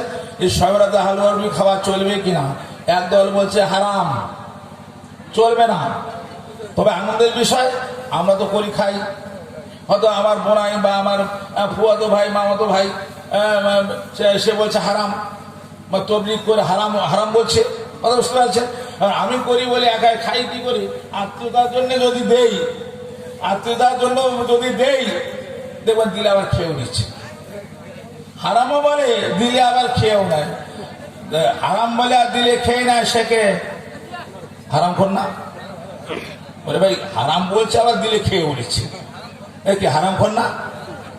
খাবো হারাম, তো হারাম খাবো না, হারাম বলছে, দিলে আবার খেয়েও নিচ্ছে, তাহলে হারাম হোক। তা বুঝে যাবো না, চলবে কিনা? হ্যাঁ চলবে, অবশ্যই, কেন চলবে না? ওরা কাসরুস সাবিল কিতাবে যাই লেখুক না কেন, কাসরুস সাবিল কিতাবের 35 পৃষ্ঠা লিখেছি, সবে রাতে হালুয়া রুটি করে খাওয়া হারাম। বললো দলিল তো কিছু নেই। আর হালুয়া রুটি খাওয়া সুন্নাত। ওহদের যুদ্ধে আল্লাহ রাসূল হালুয়া রুটি খেয়েছেন, কথা বুঝতে ওদিকে যাচ্ছে না। বর্তমান জামানায় তবলিগ জামাত, ও কি বলবো, আপনাদের অনেক রাত হয়ে গেছে তো, কথা বুঝতে পারছেন? 2-1টা কথা বলি। এই বর্তমান জামানায় যে তবলিগ জামাত আছে, খবরদার ভুলিয়ে কেউ তবলিগ জামাতে যাবেন না। আমাকে রাস্তায় যদি কেউ মেরেও দেয়, ওরা তো ওত পেতে থাকে, বুঝতে পারছেন? ওরা ওত পেতে থাকে। ভাইজান, যে কথাগুলো আমি বলি, রাস্তাঘাটে গুন্ডামি না করে, মায়ের যদি হালালি সন্তান হও, যদি বাপের বেটা হও, কিতাব নিয়ে বসো, দেখি, কিতাব নিয়ে বসো, দেখি, প্রমাণ করো। 1940 সালে নিউ দিল্লি নিজামুদ্দিন বস্তিতে এই তবলিগ জামাতটা তৈরি হয়। নিউ দিল্লি নিজামুদ্দিন বস্তিতে 1940 সালে, এরা কত সাল? 2021, 1940। তার ওদিকে 60 আর এদিকে 20, 21, 71 বছর আগে তৈরি হয়েছে এটা। কথা বুঝতে, যে তৈরি করে তার নাম মৌলভী ইলিয়াস, ওদের হজরতজি। কি করবে, কোথায় পেয়েছে? ওদের হজরতজি তৈরি করে বলছে যে আমার কাছে যে কেতাবটা আছে ইলিয়াসের জীবনী, ওদের হজরতজির জীবনী, ওদের কেতাব, ওদের কেতাবে 226 পৃষ্ঠার মধ্যে লিখছে। 226 পৃষ্ঠার মধ্যে বলছে জহিরুল হাসান, জহিরুল হাসানটা কে? ইলিয়াসের सम्बन्धी के बोलते जहीरुल हसन मेरा मदार कोई पता नहीं, लोग समझता है कि ये तहरीक सलात है, मैं कसम से कहता हूँ जो हरगिज़ ये तहरीक सलात नहीं। एक रोज बड़ी हसरत से फरमाया मियाँ जहीरुल हसन एक नई कौम पैदा करनी है। बांगला माने होच्छे तार सम्बन्धी बोलছে জহিরুল হাসান আমার মনের কথা কেউ বুঝতে পারছে না, লোকেরা মনে করছে এটা নামাজ রোজার আন্দোলন। আমি আল্লাহর কসম করে বলছি কখন এটা নামাজ রোজার আন্দোলন নয়। তবে কি এক রোজ ভাই হাসছে ফরমা একদিন দুঃখের সঙ্গে বলেন মিয়া জহিরুল হাসান একটা নতুন দল তৈরি করে আন্দোলন করছে। সে বললেই হলো ভাই মুসলমানের করতে একটা নতুন দল তৈরি করতে হবে। মুসলমান তো করছে নতুন দল, কি তা না বলে বলছে আমরা কলেমার দাওয়াত দিতে এসেছি। কলেমার দাওয়াত, হ্যাঁ আসলে কলেমার দাওয়াত নয়, নতুন দল তৈরি করার ধান্দা করছে। কোথায় পেলে এটা? এরা কোরআন হাদিসে পেয়েছে না? কোরআন হাদিসে পেলে আমাদের কোনো আপত্তি ছিল না। আমার কাছে কেতাব আছে, ওদের এই কিতাবটার নাম মরহুজাতে হযরত মাওলানা ইলিয়াস। ওদের হযরতজির জীবনে যে সব কথাবার্তা বলেছেন, কথাবার্তাগুলো এক জায়গায় করে একটা বই করেছে, সে বইটা আমার কাছে আছে। কথা বুঝতে পারছেন? ওই বইটার 51 পৃষ্ঠার 50 নম্বর কথার মধ্যে বলছে, 51 পৃষ্ঠার 50 নম্বর কথার মধ্যে বলছে আজকাল মুসফার খোয়ামি উলুমে সৈয়া কা ইলকা হোদা হয়। আজকাল আমার কাছে স্বপ্নের মাধ্যমে আল্লাহর তরফ থেকে গেলে তোমার নষ্ট হবে, ভিডিওটা ছাড়ো না। इसलिए कोशिश करूं कि मुझे नींद ज्यादा आए, এই জন্য চেষ্টা করছি বেশি বেশি করে ঘুমাতে। খুশকি কি ওজা আছে নীंद কম হনে লাগে থি, মাথায় খুশকির জন্য ঘুম কম হচ্ছিল। বোঝা যাচ্ছে ওদের হযরতের মাথায় খুশকি ছিল, बोले माताएं खुशकी जो ने घूम चलो ना। हाकिम साहेब और डॉक्टर के मशुरा से शहर में तेल मालिश कराई, जिससे नींद में तरक्की हो गई। ডাক্তার এবং কবিরাজের পরামর্শে মাথায় তেল মালিশ করাতে লাগলো, যার ফলে খুব ঘুমোতে লাগলো। খুব ঘুমোলে কি হয় ভাই? পরনে লুঙ্গি থাকে, কোথায় উঠে যায়? গলায় উঠে যায়। গলায় উঠে গেলে কোন আল্লাহ আসে? কথা বুঝতে পারছেন না? তারপরে ইলিয়াস নিজে বলছে इस तबलीग का तरीका भी मुझ पर ख्वाब में मुनकशफ हुआ। এই তবলিগের নিয়মটা আমাকে স্বপ্নে জানানো হলো। তার মানে খুব ঘুমোতে লাগলো, পরনে লুঙ্গি গলায় উঠে গেল, তারপর যে আল্লাহ আসার কথা সেই আল্লাহ এলো, এসে বলে গেল কিভাবে তবলিগ করতে হবে। কথাটা বুঝতে পারছেন? তারপর বলছে হ্যাঁ আল্লাহ তাআলা কা ইরশাদ। শোনো, তার আগে একটা কথা বলে আল্লাহর কসম করে বলছি, যদি আমি প্রমাণ করতে না পারি যা খুশি আপনার শাস্তি দেবে। এখানে তো বলতে পারবো না যে আমার গাড়ির কাগজপাতি সব আছে, গাড়িটা দিয়ে দেবো। গাড়ি তো এখানে আনিনি। কথা বুঝতে পারছেন? রাস্তাঘাটে গুন্ডমি না করে কেতাব নিয়ে বসে দেখো না, তোমারই কেতাব, তোমাদের কেতাব নিয়ে প্রমাণ করো যে এটা স্বপ্নে পাওয়া নয়, এটা বেদাতের ছাইয়া নয়, এটা বেদাত নয়, এটা হালাল ভালো।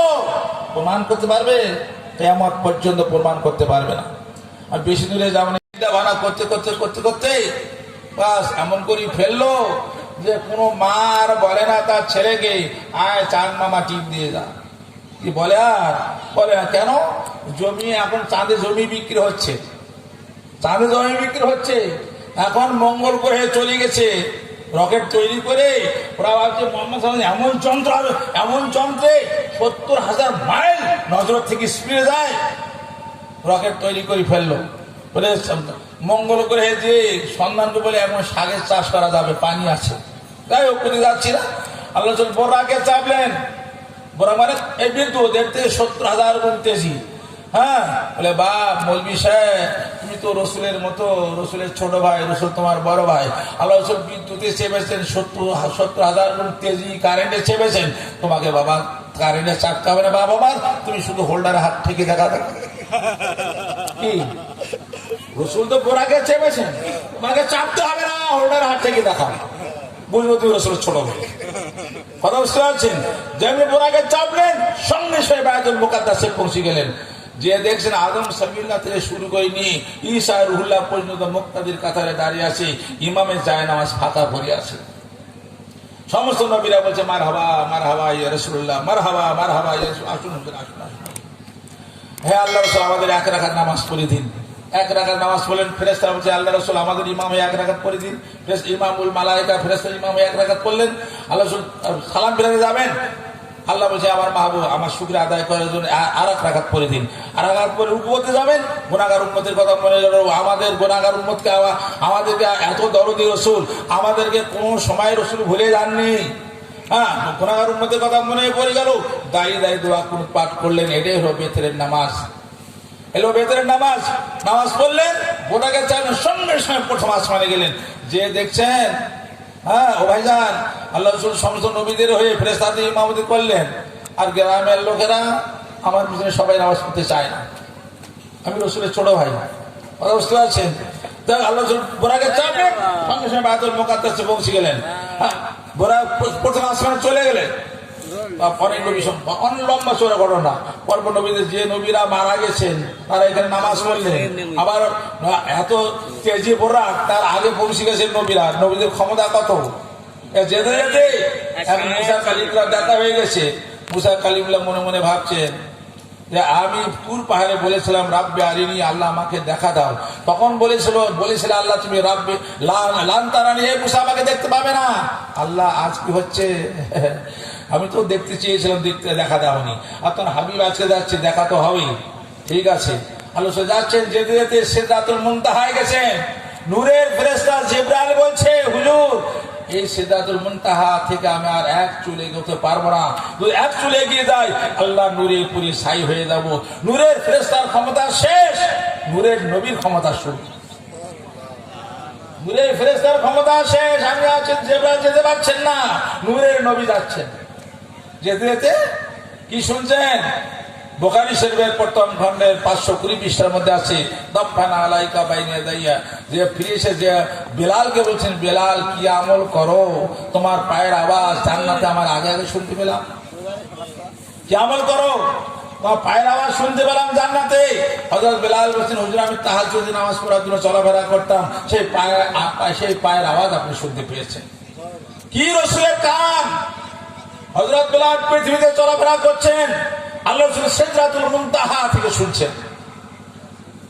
এত সুপ্ত আওয়াজ, নিজের পায়ের আওয়াজ নিজে শুনতে পায় না, আল্লাহ রাসূল কয়েক লক্ষ কোটি মাইল দূর থেকে শুনছেন বেলালের পায়ের আওয়াজ। পায়ের আওয়াজ যদি শুনতে পান, আমাদের মুহাম্মতের আওয়াজ শুনতে পাবেন না? যে আমরা দাঁড়িয়ে মুহাম্মদের সঙ্গে বলি ইয়া নবী সালাম, শুনতে পাবেন না কি ভাই? অবশ্যই শুনতে পাবেন। এবার যাচ্ছেন যে আল্লাহর আরশের কাছে চলে গেছেন। আল্লাহর আরশের কাছে যে মনে মনে ভাবছেন, মুসা কালিমুল্লাহ তুর পাহাড়ে গিয়েছিলেন, আল্লাহ বলেছিলেন মুসা এটা তুর পাহাড়ে জুতা খোলো, এটা তো আল্লাহর আরশ, জুতা খুলবো কি খুলবো না, খুলবো কি খুলবো না মনে মনে ভাবছেন। আল্লাহ বলছেন আমার মাহবুব আপনাকে জুতা খুলতে হবে না, আপনি মুসা কালিমুল্লাহ নন। মুসা কালিমুল্লাহ দরকার হতো সে নিজেই তুর পাহাড়ে যেত, আপনি আমার হাবিবুল্লাহ, আপনাকে আমি নিজেই ডেকেছি, আপনাকে জুতা খুলতে হবে না, আপনার জুতার ধুলা নিয়ে আসুন, আপনার জুতার ধুলা আমার আরশে পড়বে, আরশ আমার ধন্য হয়ে যাবে। কি রাসূলের পা, আমার মাহবুব আপনার জুতা নিয়ে আসুন, জুতার ধুলা আরশে পড়বে, আরশ ধন্য হয়ে যাবে। বা মৌলভী সাহেব তুমি তো রসুলের ছোট ভাই, রসুলের মতো, তোমাকে জুতা নিয়ে আল্লাহর আরশে যেতে হবে না, জুতা বাইকে আমাদের গ্রামের মসজিদ ওঠো দেখি। কি তুই গ্রামের মসজিদ যদি উঠে যায়, মুসল্লিরা জোরে কথা, প্যান্ট পরা মুসলমান ছেলেগুলো পিঠে চিরা হয়। বুঝতে পারছেন? এবার জিবরাইলের ক্ষমতা আছে, রসুলের ক্ষমতা শুরু, আরশে উঠেছেন। আল্লাহ বলছে মাহবুব কি আনলে? আমার বন্ধুর সঙ্গে বন্ধু বাড়িতে গেলে তো অনেক কিছু নিয়ে আসে, কি আনলে? আল্লাহ রাসূল বলছে আল্লাহ তোমার জানায় তাই এনেছি। বলে কি এনেছো? বলে আত্তাহিয়াতু লিল্লাহি ওয়াস সালাতু ওয়াত তাইয়্যিবাত, আমার দৈহিক মানসিক বাহ্যিক ইবাদত বন্দি যা আছে তাই এনেছি। আল্লাহ বলছে আমার মাহবুব আসসালামু আলাইকা আইয়ুহান নবী, হে রাসূল আপনার উপরে শান্তি ও রহমত বর্ষিত হোক। আল্লাহ রসুল বলছে আল্লাহ এইটুকু দিলে হবে না, আমার যারা গোলামি করবে, যারা চাকরি করবে তাদের দাও। ওয়া আলা ইবাদিল্লাহি সালিহিন, ওলি আল্লাহ গস কুতুবের উপরে শান্তি ও রহমত বর্ষিত হোক, বলুন সুবহানাল্লাহ। কথাবার্তা হয়ে গেল, কি কথা হয়ে গেল? কতটা তো আমাদের ফাঁকা না খাবা কাউসাই না আওয়াজ না, দুই ধনুকের ব্যবধানে দেখা হয়ে গেল। দুই ধনুক কেমন? অর্ধবৃত্ত প্লাস অর্ধবৃত্ত, দুইটা ধনুক এক জায়গায় করলে কেমন হয়? কেমন হয়? গোলাকার। মেরাজের রাত্রে আল্লাহ আতা হাবিবে এমন মিলন হয়ে গেল, একেবারে একাকার হয়ে গেলেন। একাকার হওয়ার কথা কয়জনাতে হয় কি ভাই? একজনাতে না, দুইজনাতে না, তিনজনাতে? জিবরাইল আমিন 3 নম্বর রাস্তায় থেকে গেছে। হ্যাঁ, আর একাকার হওয়ার কথা দুইজনাতে হয়। তো একাকার হয়ে গেল, কি কথা হলো? আল্লাহ বলছে আওহা ইলা আবদিহি মা আওহা, যা হলো তা হলো। বলে কি হলো? বলে হয়েছে কথা। বলে কি হয়েছে? বলে হয়েছে কথা। বলে কি কথা? বলছে না।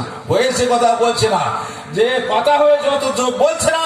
এইটাই হলো ইলমে মারিফাত বা ইলমে লাদুন্নি, এটা ইলমে তাসাউফ, এটা গোপন কথা, বলুন সুবহানাল্লাহ।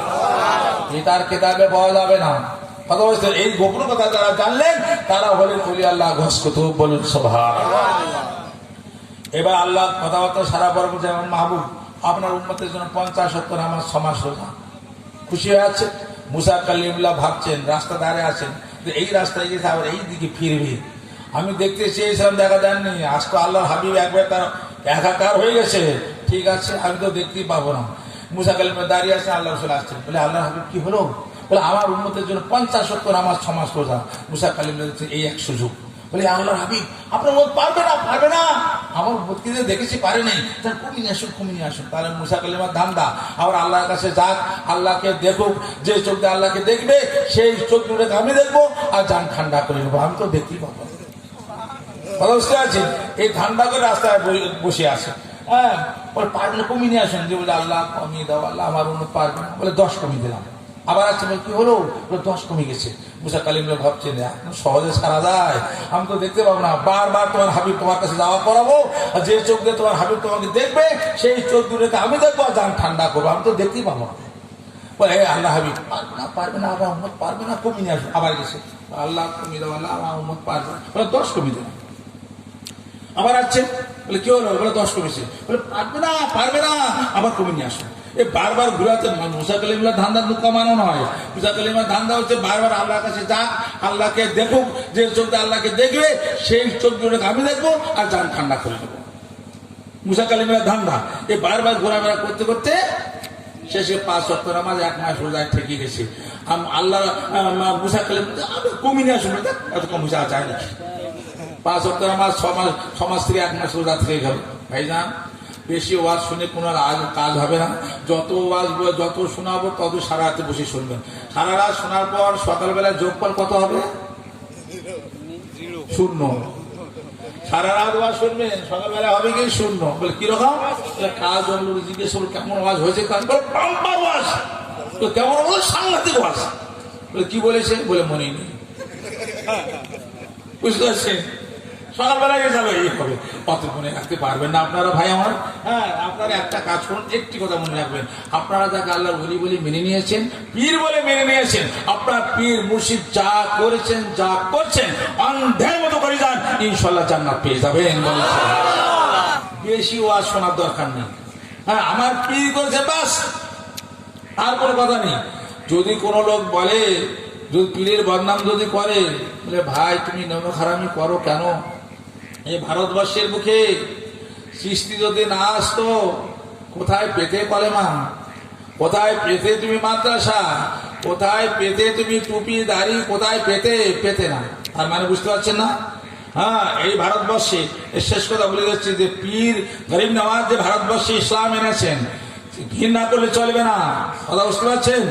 বলে মানে গরিব নওয়াজ পীরের হুকুম নিয়ে যখন হজে গেলেন, ওনার পীরের হুকুম নিয়ে হজে গেলেন, হজ করার পর মদিনা শরীফের জিয়ারতে আছেন হাজার হাজার হাজি। আল্লাহ রসুল ইলহাম করছেন, আল্লাহ রসুল খাদেমকে বলছেন মঈনুদ্দিনকে ডেকে দাও, মঈনুদ্দিনকে ডেকে দাও।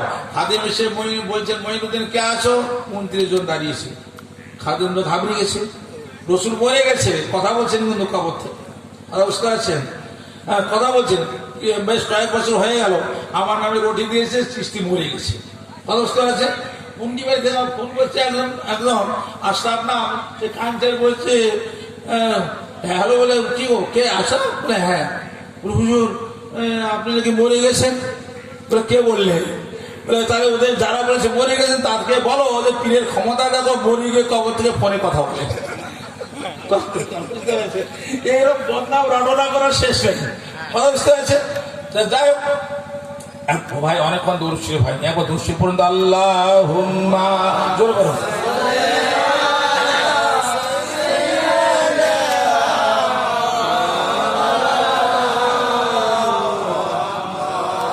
ওয়ালা আলে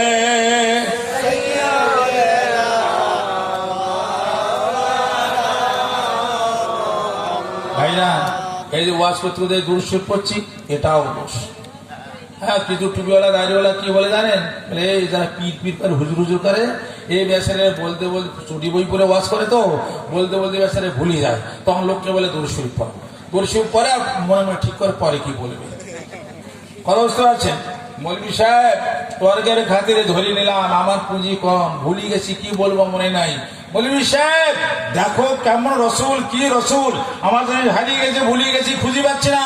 রসুলের দৌড় করতে শুরু করে দিলাম আর দৌড়ের বরকতে সঙ্গে সঙ্গে হারানো জিনিস ফিরে পেলাম। বলুন সুবহানাল্লাহ। কি রসুল, যার কথা বললে হারানো জিনিস ফিরে আসে।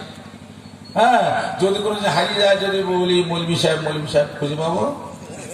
মৌলবীর কথা বললে ভুলে যায়, রসুলের নাম করলে ফিরে পায়। ছোট করে নিয়ে আসি, একটা বেজে গেল, ছোট করে নিয়ে আসি। দেখুন ভাইজান, খাদেমকে বলছে মঈনুদ্দিনকে ডেকে দাও। 29 জন খাদেম দাঁড়িয়ে, 29 জন মঈনুদ্দিন দাঁড়িয়েছে। খাদেম তো ঘাবড়ে গেছে। আবার বলছে হুজুর 29 জন খাদেম কাকে রাখবো? বলে মঈনুদ্দিন হাসান সঞ্জরীকে ডেকে দাও। বলে মঈনুদ্দিন হাসান সঞ্জরী কে আছো? দাঁড়ালেন, হাতে নিয়ে মাজারের ভেতর ঢুকে দিয়ে দুয়ার লাগিয়ে দিলেন। তার হয়ে গেল। তার বুঝতে পারছেন তো? তার হয়ে গেল। আল্লাহ বলছেন মঈনুদ্দিন হিন্দুস্তান মে চলা যা, এই মঈনুদ্দিন হিন্দুস্তানে চলে যাও, হিন্দুস্তানের তৌহিদের বাতি জ্বালিয়ে দাও, হিন্দুস্তানের মানুষ অত্যাচারিত, নিষ্পেষিত, মজলুম, নিরাশ্রয়, শান্তির বাণী ছড়িয়ে দাও। বাস 40 জন দলবীদের সঙ্গে করে নিয়ে রওনা হয়ে গেলেন। পাহাড় পর্বত ডিঙিয়ে করাচি শহরের কাছে এলেন। এসে পেয়ে গেলেন কার মাজার? আলী হাসবানী রহমতুল্লাহ দাদা গঞ্জেবাগ শহরে আলী হাসবানী রহমতুল্লাহ মাজার পেয়ে গেলেন। বসলেন 40 দিন আমলে বসলেন। ভাইজান আল্লাহর ওলিরা 40 দিন হ্যাঁ আজমির শরীফে যাবেন, আউলিয়া মসজিদের পশ্চিম গায়ে, হ্যাঁ গরিবনাথের মাজারের উত্তর গায়ে, গুহার ভেতরে ফরিদুদ্দিনের চিল্লা। আবার দিনাজপুরে যাবেন, হযরত সৈয়দ একরামুল হক রহমতুল্লাহের চিল্লা। হ্যাঁ, আবার পাহাড়ে উঠে যাবেন কুতুবুদ্দিনের চিল্লা। আমাদের মেদিনীপুরে যাবেন কাঁসাই নদীর ধারে স্ত্রীগঞ্জে কুয়ার ভেতরে হযরত মেহের আলী আল কাদির রহমতের চিল্লা। ওলি আল্লাহ গজ কুতুবরা পাহাড় পর্বতে বনে জঙ্গলে চিল্লা করেছেন। আর এ ভাইরা আমার এই গ্রাম সেই গ্রাম, এই মসজিদ সে মসজিদ যাচ্ছে বলে চিল্লা করতে বেরিয়েছি। আমরা খেপে যাচ্ছি, আরে এদের ওলি আল্লাহদের চিল্লা একরকম, এবার চিল্লা কোথা থেকে এলো? হ্যাঁ চিল্লা, এরা চিল্লা মসজিদে ঢুকে হ্যাঁ খৈনি টিপছে বলে চিল্লায় বেরিয়েছে। চিল্লা করে খৈনি খাওয়া যায় নাকি? বুঝতে পারছেন? কাঁচা রসুন, আল্লাহ বলছেন কাঁচা রসুন পেঁয়াজ খেয়ে মসজিদে প্রবেশ করবে না। এরা খুব চালাক, কাঁচা রসুন পেঁয়াজ খেয়ে মসজিদে ঢোকে না ঠিকই, তা মসজিদে বসে বসে পেঁয়াজ রসুন কাটে। বুঝতে পারছেন? আরে খেয়ে তো ঢুকতে নিষেধ করেছে, কাটবো। যাই হোক গরিবনাথ গঞ্জে বাক্সের মাঝে চিল্লা করলেন। 40 দিন পর উঠে আসার পথে বলছেন গঞ্জে বাক্সে ফয়জাল আহমদ হারে নূরে খোদা না কে সারা পীরে কামেল কামেলার রাহনামা। গরিবনাথ বলছেন ঢাকা গঞ্জে বাক্সের মাজারে সব সময় আল্লাহ নূর, আল্লাহ রহমত বর্ষণ হয়। যদি কারো কামিলিয়াত অপূর্ণ থাকে, সে এখানে যদি আমল করে তার কামিলিয়াত পরিপূর্ণ হয়ে যাবে। ওখান থেকে উঠে এলেন দিল্লি হয়ে। হ্যাঁ, দিল্লিতে এসে দেখছেন তাই তো হিন্দুস্তানের মানুষ অবস্থা কেমন ছিল। মাধ্যমিক উচ্চ মাধ্যমিক আসে এখন আসে দেখবেন। হ্যাঁ, কি কেমন ভারতের অবস্থা ছিল? পারস্য থেকে আর্যরা এই হিন্দুস্তানে এসেছে। পারস্য কাকে বলা হয়? ইরানকে বলা হয় পারস্য। পারস্য থেকে 8 জন এই দেশে এসেছিল, এসে হিন্দুস্তানের মানুষকে যুদ্ধে পরাজিত করলো। যুদ্ধে পরাজিত করার পর হিন্দুস্তানের মানুষকে দাস দাসী করে রাখলো। ঠাকুর পূজা করবে তারা, সরঞ্জাম জোগাড় করে দিল আমরা। ঠাকুর তৈরি হয়ে গেলে আর ছোঁয়া যাবে না। বিদেশ থেকে এলো তারা আর্য, আমরা দেশের মানুষ অনার্য। বেদ বাক্য শুনলে গরম সিজা কানে ঢেলে দেবে। বিদেশ থেকে এলো তারা ক্ষত্রিয়, আর আমরা দেশের মানুষ শূদ্র ছোট জাত। গরিব বলেন শোনো ভারতের মানুষ, আর জনার জলে কোনো জাতে নাই, শূদ্র ক্ষত্রিয় কোনো জাতে নাই, কলেমা পড়া আমার বুকে এসে ভাই হয়ে যাও। যাদের কাছে ছোট জাত করে রেখেছিল তারা বলছে বাবা বিদেশি, এরাও বিদেশি, এরাও বলছে আমরা ছোট জাত। বাবা বলছে জাত পাত নেই, ছোট একটা কি কলেমা পড়লি নাকি তার নিজের লোক হয়ে যাবো। এই বাবা ভাব, হ্যাঁ বাবা তো বলছে জাত পাত নেই, এরা তো আমাদের ছোট জাত করে রেখেছে। টুকটাক করে কলেমা করে একবার ঢোকে। আর দিল্লি থেকে আজমিরি এলেন, এসে কি করবেন, এখনকার মতো আর তখন তো আর থাকে নেই। এখন যেমন এই গরমের সময়, হ্যাঁ চর্বিওয়ালা গরুর গোস্ত দিয়ে পেট ভরি খেয়ে কোথায় আর যাবে, ঘরে থাকলে ছেলেরা চেয়া ব্যাগ করবে, ঘুম ভালো হবে না। মসজিদে গিয়ে ফ্যান ছেড়ে দিয়ে চিৎ আল্লাহকে পেট দেখাচ্ছে। কথা বুঝতে পারছে? মসজিদে গিয়ে ঘরে থাকলে তো বাচ্চারা চেয়া ব্যাগ করবে, ঘুমাতে দেবে না। চর্বিওয়ালা গরু গোস্ত দিয়ে পেট ভরি খেয়ে মসজিদে গিয়ে ফ্যান ছেড়ে দিয়ে চিৎ আল্লাহকে পেট দেখাচ্ছে। তখন তার মসজিদ নেই, কোথায় চিৎ পেট দেখাবে? মসজিদ নাই। রাজা পিতাদের লোকেরা যে ঘোড়া উট চড়ি নিয়ে এসে যেখানে বাঁধে সেখানে চড়াতে গেছে, ওরা আবার চড়াতে গেছে, ফাঁকা ফাঁকা জায়গা পেয়ে গেছে, এই জায়গাটাতে বসো, হ্যাঁ এই জায়গাটা দেখা যাক, একটু বলি শেষ করে দিই। হ্যাঁ এবারে বসেছে, রাজা লোক এসে বলছে এই ফকির এখানে কি ওরা ওরা ফাঁকা করা জায়গা কেন? এখানে রাজার পশুরা শোয়। গরিব নাচ কি করবেন, ডাল নেই, তরোয়াল নেই, সৈন্য সামন্ত নেই, বাহুবল নেই, করা কিছু নেই। ঠিক আছে বাবা আমরা চলে যাচ্ছি, তোমার রাজার পশুরা শুয়ে থাক। আনাসার বাড়ি গিয়ে বসেছেন, ওই যে তোমার রাজার পশুরা শুয়ে থাক বলে চলে গেছেন। ওই গাছতলায় ঘোড়া আসে, শুয়ে বাড়া ওঠে না, উট আসে, শুয়ে বাড়া ওঠে না। লোকেরা দৌড়ি বলে মহারাজ সবরা শুনলেন কি হয়েছে? মহারাজ ওই ফকিরকে তাড়ি দিয়েছে, তাড়ি দেওয়ার গাছতলায় যে পশু যাচ্ছে সেই শুয়ে করছে। তো যাওয়ার সময় কিছু বলেছে নাকি? বলে হ্যাঁ বলেছে যে আমরা চলে যাচ্ছি, তোমার রাজার পশুরা শুয়ে থাক। বলে এই ফকির কিছু করে দিয়েছে, তা ক্ষমাসে তা বলে বাবা দয়া কর, বাবা দয়া কর। বলে কি হয়েছে? বাবা আপনার তাড়ি দেওয়ার পর গাছতলা যে পশু যাচ্ছে সেই শুয়ে পড়ছে, কেউ উঠছে না। বলে কি করতে হবে? বাবা স্বাভাবিক করে দাও। বলে যাও ইনশাল্লাহ সে ঠিক হয়ে যাবে। হ্যাঁ বাহ, বাবার সঙ্গে পারেও না। বাবা বলছে জাতপাত নেই, বাবাও বিদেশি এরাও বিদেশি, এরা বলছে আমরা ছোট জাত, বাবা বলছে জাতপাত নেই। এই বাবাটাই বলো ঢোক কলেমা পর কলেম, এরা তো জাতে নেয় না।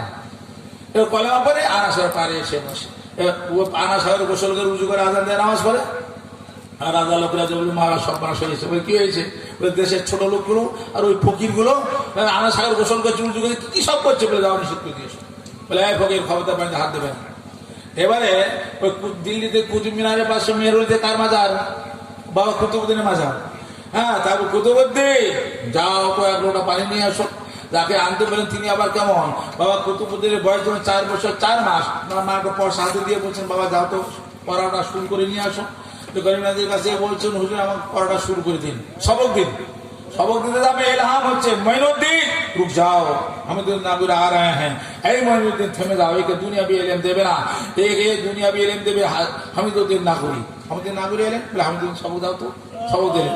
সবক দেওয়ার সময় যখন শুরু করেছেন বাবা কুতুবউদ্দিন বিসমিল্লাহ বলে শুরু করে সূরা ফাতিহা বলে এক এক পড়তে পড়তে একবারে 15 বার শুরু করেছেন। বিসমিল্লাহির রহমানির রহিম, সুবহানাল্লাযী আসরা বিআবদিহি লাইলা মিনাল মাসজিদিল হারাম ইলাল মাসজিদিল আকসাল্লাযী বারাকনা হাওলাহু লিনুরিহি মিন আয়াতিনা ইন্নাহু হুয়াস সামিউল বাসীর। বলা হয় এটা তো 15 বার। তুমি কার কাছে কোরআন শরীফ হেফজ করেছো? এই পড়তে আছো, হ্যাঁ, আর এখনই গড়গড় করে 15 বার শুনিয়ে দিলে কোথায় হেফজ করেছো? কোন হাফেজের কাছে কোরআন শরীফ পড়েছো? বলে হুজুর আমি কোনো মাদ্রাসার মুক্তবে পড়ি নাই, কোনো হাফেজের কাছে কোরআন শরীফ পড়ি নাই। আমার আম্মা জান ছিলেন 15 বার কোরআন শরীফের হাফেজ। আমার মা যখন আমাকে দুধ পান করাতেন, কোলে নিয়ে ঘোরাফেরা করতেন, 15 বার কোরআন শরীফ মুখস্থ আওড়াতেন। আমি মায়ের কোলে থেকে থেকে মায়ের স্তন পান করতে করতে, মায়ের দুধ খেতে খেতে, মায়ের জবান থেকে শুনে শুনে 15 বার কোরআন শরীফ মুখস্থ করে ফেলেছি। এই ঘটনায় কি বোঝা গেল? মা যদি ভালো হয় ছেলে ভালো সন্তান ভালো হতে বাধ্য। আর মা যদি বাচ্চাকে দুধ খাওয়া দেখা হয় যে ফিল্মি গান বলে, ছেলেকার কোরআন শরীফ তেলাওয়াত করবে, সে ফিল্মি গান বলে। বুঝতে পারছেন? যাই হোক, বাবা কুতুবউদ্দিন আমি তোমাকে পড়াতে পারবো না, আর মাত্র 4 দিনে বাকি পুরো বারা কোরআন শরীফ মুখস্থ করলেন। বাবা কুতুবউদ্দিনের বয়স যখন 4 বছর 4 মাস 4 দিন পুরো কোরআন শরীফ মুখস্থ করে ফেলেছেন। সে কুতুবউদ্দিন বলে, কুতুবউদ্দিন যাও তো একটা পানি নিয়ে এসো। বাবা কুতুবউদ্দিন লোটা হাতে নিয়ে আনা সাগরের পানি দেয়, শোনো আনা সাগরের পানি আমার পীরের হুকুম, শাহজাহান হিন্দির হুকুম। কুতুব বলে হিন্দি হুকুম, আমি লোটা ডুবাবো। লোটা ডুবাবার সঙ্গে সঙ্গে আনা সাগর তো আনা সাগর আজমির এলাকায় যে যেখানে পানি তুলে গেছে সেসব পানি মায়ের বুকের দুধ, ডাবের পানি, কাছের রস, মাটির রস সব লোটা ডুবে যাবে বলে যেগুলোটা ডুবে দিয়েছেন। ডুবার সঙ্গে সঙ্গে আনা সাগর আজমির এলাকায় যে যেখানে পানি তুলে রেখেছে সেসব পানি, মায়ের বুকের দুধ, ডাবের পানি, গাছের রস, মাটির রস সব লোটা ঢুকে গেছে। সকালবেলা আনা সাগর শুকিয়ে গেছে, সর্বনাশ। বলে মহারাজ সর্বনাশ হয়েছে। বলে কি হয়েছে? আনা সাগর শুকিয়ে গেছে। বলে কি বললে হবে না, তার থেকে বাচ্চারা মায়ের দুধ পাচ্ছে না, মায়ের দুধ নাই, গাছগুলো ঝিমাচ্ছে, মাটির রস নাই। বলে ফকির মনে হয় কিছু করিস, ফকির মনে কিছু করে যাও ক্ষমা চিনে এসো। বলে বাবা পানির নাম যেমন কেউ বাঁচবে না বাবা, সব মরে যাবে, বাবা দয়া করো, বাবা দয়া করো। বলে কি হয়েছে? বলে বা আজমির এলাকায় করতে হবে, একদিন পানি নেই। বলে কি করতে হবে? বলে বাবা স্বাভাবিক করে দাও বাবা। বলে কুতুবউদ্দিন কায়দায় করে গেছে, দাও ঢেলে দিয়ে আসো। যেমনি ঢেলে দিলেন, ঢেলে দেওয়ার সঙ্গে সঙ্গে যেখানে যেমন ছিল তেমনি হয়ে গেল। বলেন সুবহানাল্লাহ। ওই দেখে যাদেরকে ছোট জাত করে রেখেছিল তারা বলছে বাবার সঙ্গে পারেও না। বাবা বলছে জাতপাত নেই, বাবাও বিদেশি এরাও বিদেশি। এরা বলছে আমরা ছোট জাত, মন্দিরে ঢোকা যাবে না, ঠাকুর ছোড়া যাবে না, বেদ বাক্য শোনা যাবে না, হ্যাঁ আমরা ছোট জাত বলি। আর বাবা বলছে জাতপাত নেই, এই এরা তো জাতে নেয় না। বাবাটাই বলে ঢোক কালেমা পড়, ঢোক কালেমা পড়। সে কলেমা পড়তে পড়তে সেই যুগে করে নদের কাছে 90 লক্ষ মানুষ কলেমা পড়েছিলেন। বলেন সুবহানাল্লাহ। তার থেকে মৌলভী সাহেব টুপি দাড়ি মাদ্রাসা সব পেল। এখন তারাই সেই নেমো খারাম কত দেখো, যার জন্য কলেমা পেল, মাদ্রাসা পেল, আর সে লেখাপড়া শিখে বলছে আজমির শরীফে যাওয়ার শিরিক। কথা বুঝতে পারছেন? নেমো খারাপ না কি ভাই? দেখ এদের কথা শুনে লাভ নেই ভাই, আমি শেষ কথা বলছি, অনেক একটা পার হয়ে যাচ্ছে, কিছু আলোচনা যাবো না। কথা বুঝতে পারছেন? আপনাদের কাছে আমার অনুরোধ, হয়তো ভাববেন হ্যাঁ একটা কথা বলে রেখা, আমরা তো পীরের মুরিদ, পীরের কাছে যাই, কই কিছু তো হয় না, হ্যাঁ কিন্তু পাই না। পীর এখন আর পীর কোথায় পাবো? হ্যাঁ পীর তো যাচ্ছি পীরের কাছে, কিছু তো হচ্ছে না। ভাইজান কেন হবে না? আপনি যেমন ভাববেন তেমনি ফল পাবেন, যেমন মনে করেন যেমন নিয়ত করেন তেমনি পাবেন। তো সেই রকম মুরিদ, কেমন মুরিদ বলুন তো? একটি ঘটনা বলি। বুয়ালি শাহ কালান্দারের নাম জানেন তো? বুয়ালি শাহ কালান্দার, হ্যাঁ হযরত খাজা, আসল নাম হযরত খাজা শরফুদ্দিন রহমতুল্লাহ আলাইহি, হযরত খাজা শরফুদ্দিন, আর টাইটেল হচ্ছে বুয়া আলী। উনি এত ইবাদত করতেন, পানিতে দাঁড়িয়ে দীর্ঘ 12 বছর পানিতে দাঁড়িয়ে ইবাদত করছেন। হ্যাঁ মাছগুলা ঠুকরে ঠুকরে ওনার পায়ের গোস্তগুলা খাচ্ছে। 12 বছর দাঁড়িয়ে ইবাদত করছেন পানিতে, মাছ ঠুকরে ঠুকরে খাচ্ছে। তো আজকে বলছেন শরফুদ্দিন তোমার ইবাদত আল্লাহ পাক কবুল করেছেন, তুমি ওঠো। বলেন না, যতক্ষণ না খোদ মালিক এসে আমাকে বলেছে ততক্ষণ আমি পানিতে উঠবো। যতক্ষণ না খোদ মালিক বলেছেন আল্লাহ, না আমি উঠবো না। পানিতে অজ্ঞানে পড়ে গেছেন। এই কিছুক্ষণ পরে দেখছেন শুকনোতে জ্ঞান ফিরে গেছে। শুকনো একবারে ডাঙাতে একদিন সুপুরুষ এখন দাঁড়িয়ে আসে, বলে ভাই কেন আমাকে তুললে? আমি পানিতে মরতাম, পানি থেকে তুললে কেন? বৎস আমার চিনতে পারছো না, আমি হলাম আলী করমুল্লাহ ঝো। বলুন সুবহানাল্লাহ। তখন দেখুন আর গায়ে শরীর থেকে আলী করমুল্লাহ গন্ধ বের, বু মানে গন্ধ, আলী মানে আলী। হ্যাঁ সেদিন ওনার টাইটেল হযরত খাজা শরফুদ্দিন বাদ দিয়ে না টাইটেল হয়ে গেল বুয়া আলী শাহ কালান্দার। বলে সে কালান্দার হয়ে গেল। এবার ওনার বহু মুরিদ, বুঝতে পারছি বহু মুরিদ। আমরা কেমন মুরিদ কাজ হচ্ছে না কেন সেটাই বলছি। ওই তো কথা হচ্ছে বহু মুরিদ। এবারে খুব মানে দেমাক করে। ওনার ভাগনা ফরিদউদ্দিন ভাবছে মামুজি কেন এসব দেমাক করে, যে আমার মুরিদ এত ভালোবাসে, জীবন দেবে, কুরবানি হয়ে যাবে। ফালতু কথা, এই যে মুখের কথা, আসলে জীবনও দেবে না, কুরবানি হবে না। এবার বুঝাই কি করে। এবারে একদিন উনি বলছেন, ওনার মাকে বলছেন মা আমাকে কিছু আন্ডা খাওয়াতে পারো? আন্ডা মানে ডিম। ওনার মা আমার পাড়ায় ঘুরি করে ডিম, বেশ কিছু ডিম কষে করে নিয়ে আসছে। তো বল সকালে দাঁড়িয়ে আছে, বলে বোন ওসব কি? বলে আন্ডা। বলে কি হবে? বলে ফরিদ খাবে। ভাবতে তুমি ফকির, এত ডিম খাবে, আন্ডা খাবে? তো দেখাচ্ছে ফকির হিসেবে চালিয়ে দিয়েছে, সব আন্ডা খোলা হয়ে গেছে। ওনার মা ডিম ভেঙে খোলাই দেয়, ঘোলা বুঝলেন তো? ডিম ভেঙে দিয়ে আবার ঘোলা বলে আরে টাটকা ডিম দেখে নিয়ে এলাম, একটু আসতে তো ঘোলা হয়ে গেল। সব ডিম ঘোলা চুপচাপ ভাবছি ছেলেটাকে কি দেবো। এর মধ্যে কথা হচ্ছে কি, 42 কালান্দর রহমতুল্লাহ একজন মুরিদ ছিল, অনেক তো মুরিদ, লাখ লাখ মুরিদ, একজন মুরিদ ছিল ছ্যাঁচড়া মুরিদ। ছ্যাঁচড়া মুরিদ বোঝেন? ছেড়ে দিয়ে পীরের পিছিয়ে ঘরে পীরের কাজ করে, ধমক দেয়, আবার বাড়ি আসে, আবার পীরের কাজ করে। একদিন হুজুরের সঙ্গে আছেন, হুজুর রাস্তা দিয়ে যাচ্ছেন আর কাছে পাশাপাশি যাচ্ছেন, যেতে কদমুচি করছে, কথা কদমুচি করে। রাগ হয়ে গেছে, যেমন কদমুচি করতে গিয়েছে আর মেশে লাগ বল পেখো কথা কাছে রয়েছে, বারবার কদমুচি করছে, লাভ পেয়েছে। আর লাভকে পচা পানি মারা ড্রেন আছে, মানে শহরে পানি যায়, পচা পানি ড্রেনে পড়ে গেছে। ট্রেনে পড়ে গিয়ে বলছে परवादिगार आलम जो कदम उसको फेंकता है उसे कदम को छेसरा बुरी थी। আমাকে শুধু আমাদের যদি পীর লাত মেরে দেয় ধারে কাছে আর যাবো না। বুঝতে পারছে যে পচা বাড়িতে লাতকে পচা বাড়িতে বলে বলছে আল্লাহ যে বাবার ছুরি দিয়েছে সেই পা মিলিয়ে দাও, সেই পা ধরি আমি উঠবো, মসজিদ উঠবো না। পচা বাড়িতে পড়ে আসে। এবারে 42 কালান্দর আমাদের বাবা ফরিদ তো ডিম খারাপ হয়ে গেছে, উনি বলছে परवादिगार आलम जो मेरे अंडा को खराब कर दिया उसके पेट में दर्द लग जाए। बोले अल्लाह जे আমার ডিমকে খারাপ করেছে তার পেটে ব্যথা হয়ে যায়। ये 42 কালান্দর আমার পেটে যন্ত্রণা, এই ডাক্তার সেই ডাক্তার, আর ভালো হয় যে একটু ডাক্তারি রোগ যে ভালো হবে, ভীষণ যন্ত্রণা, রোগ আর ভালো হয় না। শেষে বেশ কয়েকদিন পরে এক দরবেশ এসে বলছে হুজুর কি হয়েছে আপনার? উফ পেটের খুব যন্ত্রণা। বলে ও আচ্ছা হুজুর কিরকম? বলে হুজুর বহু ডাক্তার কবিরাজ ছিলেন কিছুতে কিছু হয়নি। বলে আপনার মুরিদ কত? বলে বহু। বলে কেমন ভালোবাসে? আপনার জীবন দিয়ে দেবে, কুরবানি হয়ে যাবে। বলে তাহলে তো কোনো কথাই নাই। বলে কি করতে হবে? বলে কোনো মুরিদের মাথায় হাড়ি চাপিয়ে আগুন জ্বালিয়ে ভাত রান্না করি খেলে আপনার পেটের যন্ত্রণা ভালো হয়ে যাবে। বলে এত মুড়ি জীবন দেবে, কুরবানি হয়ে যাবে, একটাকের মাথা দেবে না? জরুরি মিটিং রেখে দিয়েছে, সব জ্বর হয়ে গেছে। ও বলে হুজুর আব্বা কি হয়েছে? বাবা পেটের যন্ত্রণা। ইস কি করা যায়?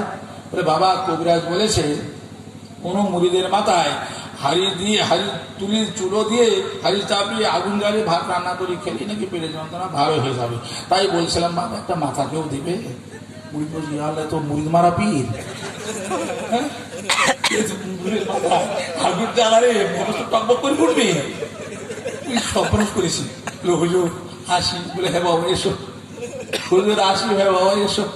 হাসি করতে করতে ফাঁকা হয়ে গেছে। আরে এরা আমার জন্য বলে জীবন দিয়ে দেবো, কুরবানি হয়ে যাবো, যেমনি একটা মাথা চাইলাম বাস ফাঁকা। তাহলে এটা মুখের কথা, সত্যি সত্যি জীবন দেবে না, কুরবানি হবে না, এই মুখের কথা এগুলো শুধু।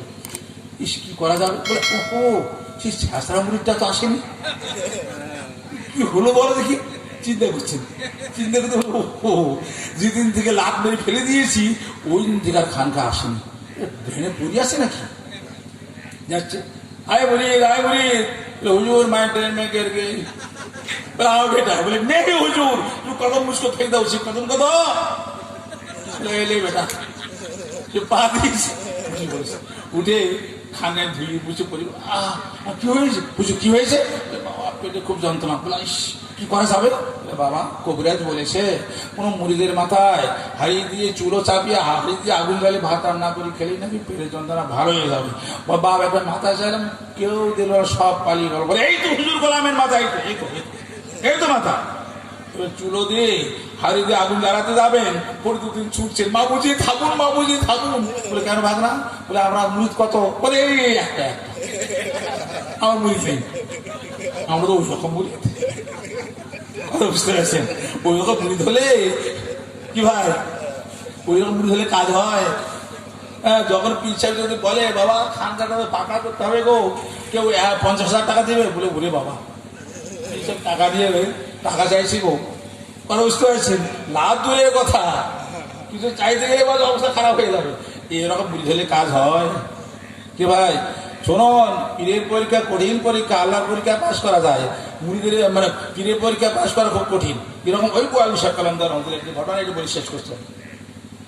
তো ওরা ওই রকম অনেক মুরিদ বাড়িতে এসে গল্প করে, জানো মুরিদরা আমার কি খাতির করে, কি সম্মান করে, কত যত্ন করে।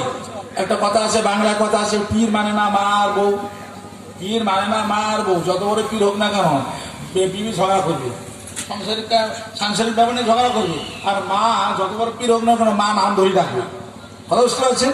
তো বলছে বাড়িতে বলে এতজন মুড়িদের কথা বলছো, তাহলে একদম উরুস করো না, দেখি কত তোমার মুড়ি। পুরুষে ডাক দিয়েছে, হাজার হাজার মুড়ি এসে গেছে, এরকম প্যান্ডেল করেনি। আচ্ছা তুমি প্যান্ডেল করবে না? বলে ঠিকই যায়, ঠিক সময় করবো। ছেলে এত যত্ন করে, প্যান্ডেল করো। বলে হাজার করবো।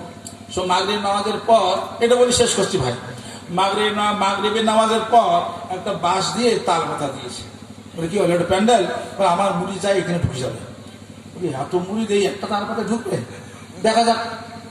এখন কিছুক্ষণ পরে কেউ মুড়িকে ডেকেছে, দেখে বলে বাবা তোমরা আসো, আমিও আছি, আমরা সংসারে সবাই আছি, বা শুধু ভাত তো খাওয়া যাবে না, একটা মুড়ি বলে কথা, বা একটা খাসি গোয়াল ঘরে কিনে রেখেছি, যাও তো কখন জবাই হবে, কখন রান্না হবে, যাও যাও যাও।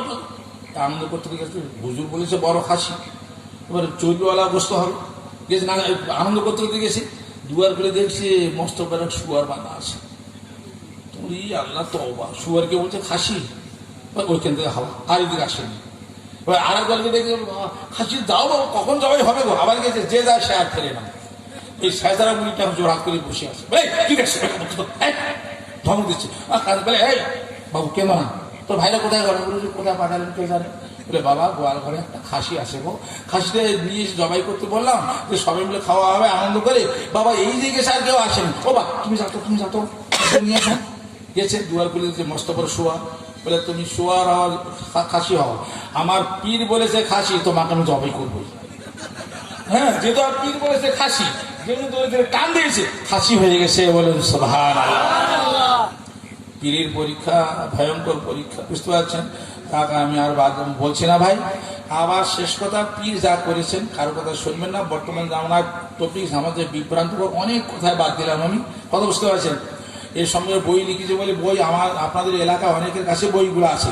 বইটার নাম ওয়াহাবি দেওবন্দি কাশিমি এবং তবলিগ আমাদের মুখোশ উন্মোচন। মুখোশ বোঝেন তো, হরিণের বাঘের মুখোশ থাকে, ওটা খুলে দিয়েছি আমি, বুঝতে পারছেন? ওদের মুখোশ উন্মোচন, অনেক মোটা বই, 150 পাতার বই, বুঝতে পারছেন? তাও আর আপনাদের কাছে আলোচনা করবো না, পীর মুর্শিদের রাস্তা ধরে চলুন। আল্লাহুম্মা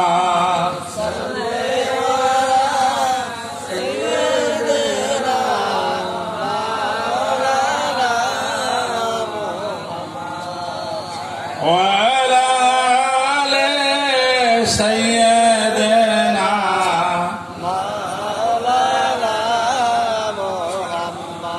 ভাইজান, যে কথাগুলো আমি বললাম তবলিগ বা দেওবন্দি সম্পর্কে বা দলিল যেগুলো বললাম, যদি কোনো মৌলভী সাহেব বলে যেটা ভুল ভাল বলে গেছে, এখন ক্যাসেট হতে, এখানে টিভি ক্যাসেট তো হয়েছে, ভিডিও ক্যাসেট, যদি ভুল বলে, ভুল প্রমাণ করতে পারে, ঝগড়া না করে তার কাছে বসুন, ইসলামের উপরে লেখালেখি করে নিয়ে যেখানে বসতে চায় সেখানে বসবো, গুন্ডামি না করি, রাস্তাঘাটে সমাজ বিরোধী কাজ না করি।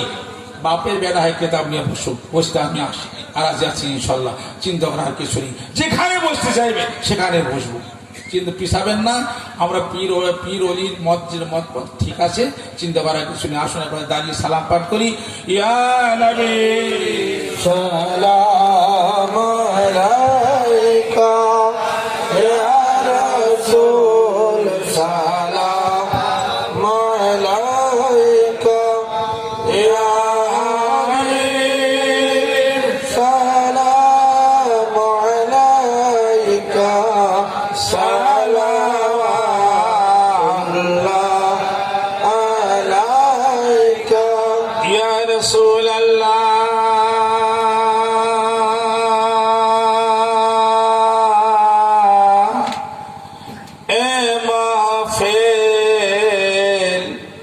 তোমারি নামে এ দরুদ তোমারি শানে,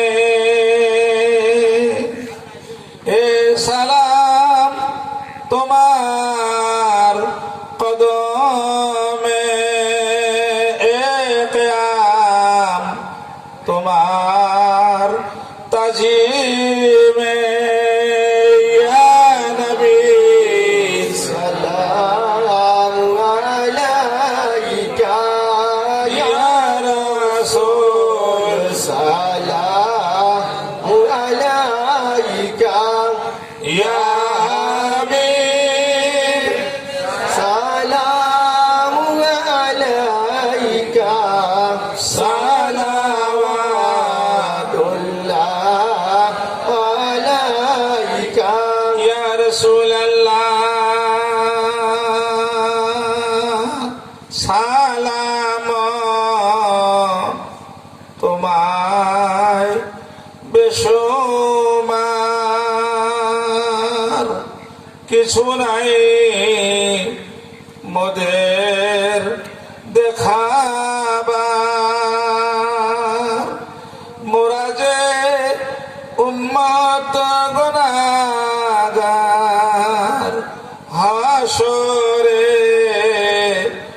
ভরসা তোমার ইয়া নবী সালামু আলাইকা ইয়া রাসূল সালাম আলাইকা ইয়া হাবিব সালামু আলাইকা সালাওয়াতুল্লাহ আলাইকা ইয়া রাসূলুল্লাহ সালাম লাও তুমি যে আমার সালাম লাও মোদের সবাকার সালাম লাও মোদের বাংলার মোরা যে উম্মত গুনাহগার ইয়া নবী সালামু আলাইকা ইয়া রাসূল সালাম আলাইকা ইয়া হাবিব সালামু আলাইকা সালাওয়াতুল্লাহ আলাইকা দুরকুন আল্লাহুম্মা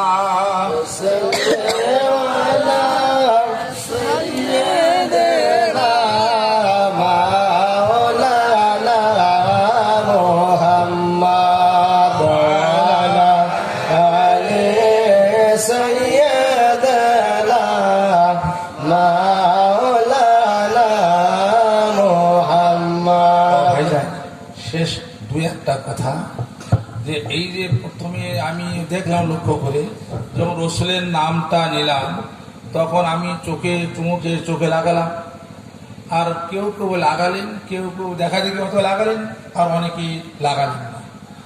হ্যাঁ, এই যে আমরা চোখে লাগাই এর দলিল আছে কিনা, এর দলিল আছে কিনা শুনুন। তফসিরে জালালাইন আরবি টু আরবি, তফসিরে জালালাইনের 302 পৃষ্ঠার মধ্যে একটি ঘটনা এসেছে। আল্লাহ পাক যখন আদম আলাইহিসসালামকে তৈরি করলেন, তৈরি করার পর রুটা দিলেন, রুটা বেরিয়ে গেল। কি হলো? আল্লাহ ভীষণ অন্ধকার আর গরম, ওখানে টেকা যাবে না ভেতরটাই। আবার যাও, আবার ঢুকলো, আবার বেরিয়ে গেল। আবার আল্লাহ বলেন যে যাও এবারে, বলে আল্লাহ দুবার গেলাম, ভীষণ অন্ধকার, এখানে টেকা থাকার মতো, বসবাস করার মতো নয়। বলে এবার যাও, যদি খারাপ লাগে আর তোমাকে বলবো না। রু ঢুকলো আর বেরোয় না। বলে কি হলো? বলে আল্লাহ এর আগে দুবার এসেছিলাম, খুব খারাপ লেগেছিল, এবার এত ভালো লেগেছে যে আর যেতে ইচ্ছা করছে না। কি দিলে এর ভিতরে? এর আগে তো দেখলাম কি অন্ধকার, এখন কি দিলে? আল্লাহ পাক বলছেন ওর ভেতরে আমি নূরে মুহাম্মদী দিয়েছি। বলেন সুবহানাল্লাহ। আল্লাহ নূরে মুহাম্মদী আমাকে দেখাও। বলে আবার বের করে দেখাবো, আবার তুমি বেরিয়ে আসবে। অতএব বুড়া আঙুল দুটো সামনে ধরো। বুড়া আঙুল ধরলো, নূরে মুহাম্মদী চমকাতে লাগলো। আদম আলাইহিস সালাম নূরে মুহাম্মদের মহব্বতে চুম্বকের চোখে লাগিয়ে নিলেন। বলেন সুবহানাল্লাহ। এখন রসুলের নাম শুনে যদি আমরা চুমুকের চোখে লাগাই, আদম আলাইহিস সালামের একটা সুন্নত পালন হয়ে যাচ্ছে। আবার মুফতি ক্লাসে পড়ানো হয় দররে মুখতার, কিতাব হিসাম ফতোহের স্বামী, এই সমস্ত কিতাবের মধ্যে আছে বাবুল আজানের মধ্যে, আজানের অধ্যায়। একদিন হযরত বেলাল আযান দিচ্ছেন আর আবু বকর সিদ্দিক যখন হযরত বেলাল বলছেন আশহাদু আন্না মুহাম্মদ রাসূলুল্লাহ, আবু বকর সিদ্দিক আপন মনে মুখে চোখে লাগাচ্ছেন, চোখে লাগাচ্ছেন। আল্লাহ রাসূল ওই দেখে বলছেন যে আমার আজানের নাম শোনার পর যে আমার এই বন্ধুর মতো করবে, কাল হাসরের দিনে তার জন্য আমার সুপারিশ করা ওয়াজিব হয়ে যাবে। এবং আবার আল্লামার স্বামী তারপরে লেখক লিখছেন যে প্রথম যখন রসুলের নাম শুনবে তখন বলবো সাল্লাল্লাহু আলাইহি মুহাম্মদ, দ্বিতীয়বার যখন নাম শুনবে তখন বলো কুরআত নবীকে ইয়া রাসূলুল্লাহ আল্লাহুম্মা বিমাসমিন ওয়া সামি ওয়া বাসরি। এই দোয়াটা বলে চোখে লাগাও। এই আমলটা যদি কেউ ঠিক রাখে, আল্লামা স্বামী বলছেন আমি আল্লাহর কসম করে বলছি যে বলে তার চোখে রোগ হবে না আর চোখের জ্যোতি কমবে না। বলে সুবহানাল্লাহ। তাই রসুলের নাম শুনে চুমো খাওয়া কিসের লক্ষণ বলুন তো? ভালোবাসার চিহ্ন। ভালোবাসার চিহ্ন কি ভাই? হয়তো রসুলের নাম শুনে চুমো খেলাম, কেউ খেলেন কেউ খেলেন না, চুমো খাবেন আপনারা, কথা বুঝতে পারছেন? আর একটা আপনারা কতদূর কি করেন জানে না, পীরের পায়ে চুমো করেন তো না?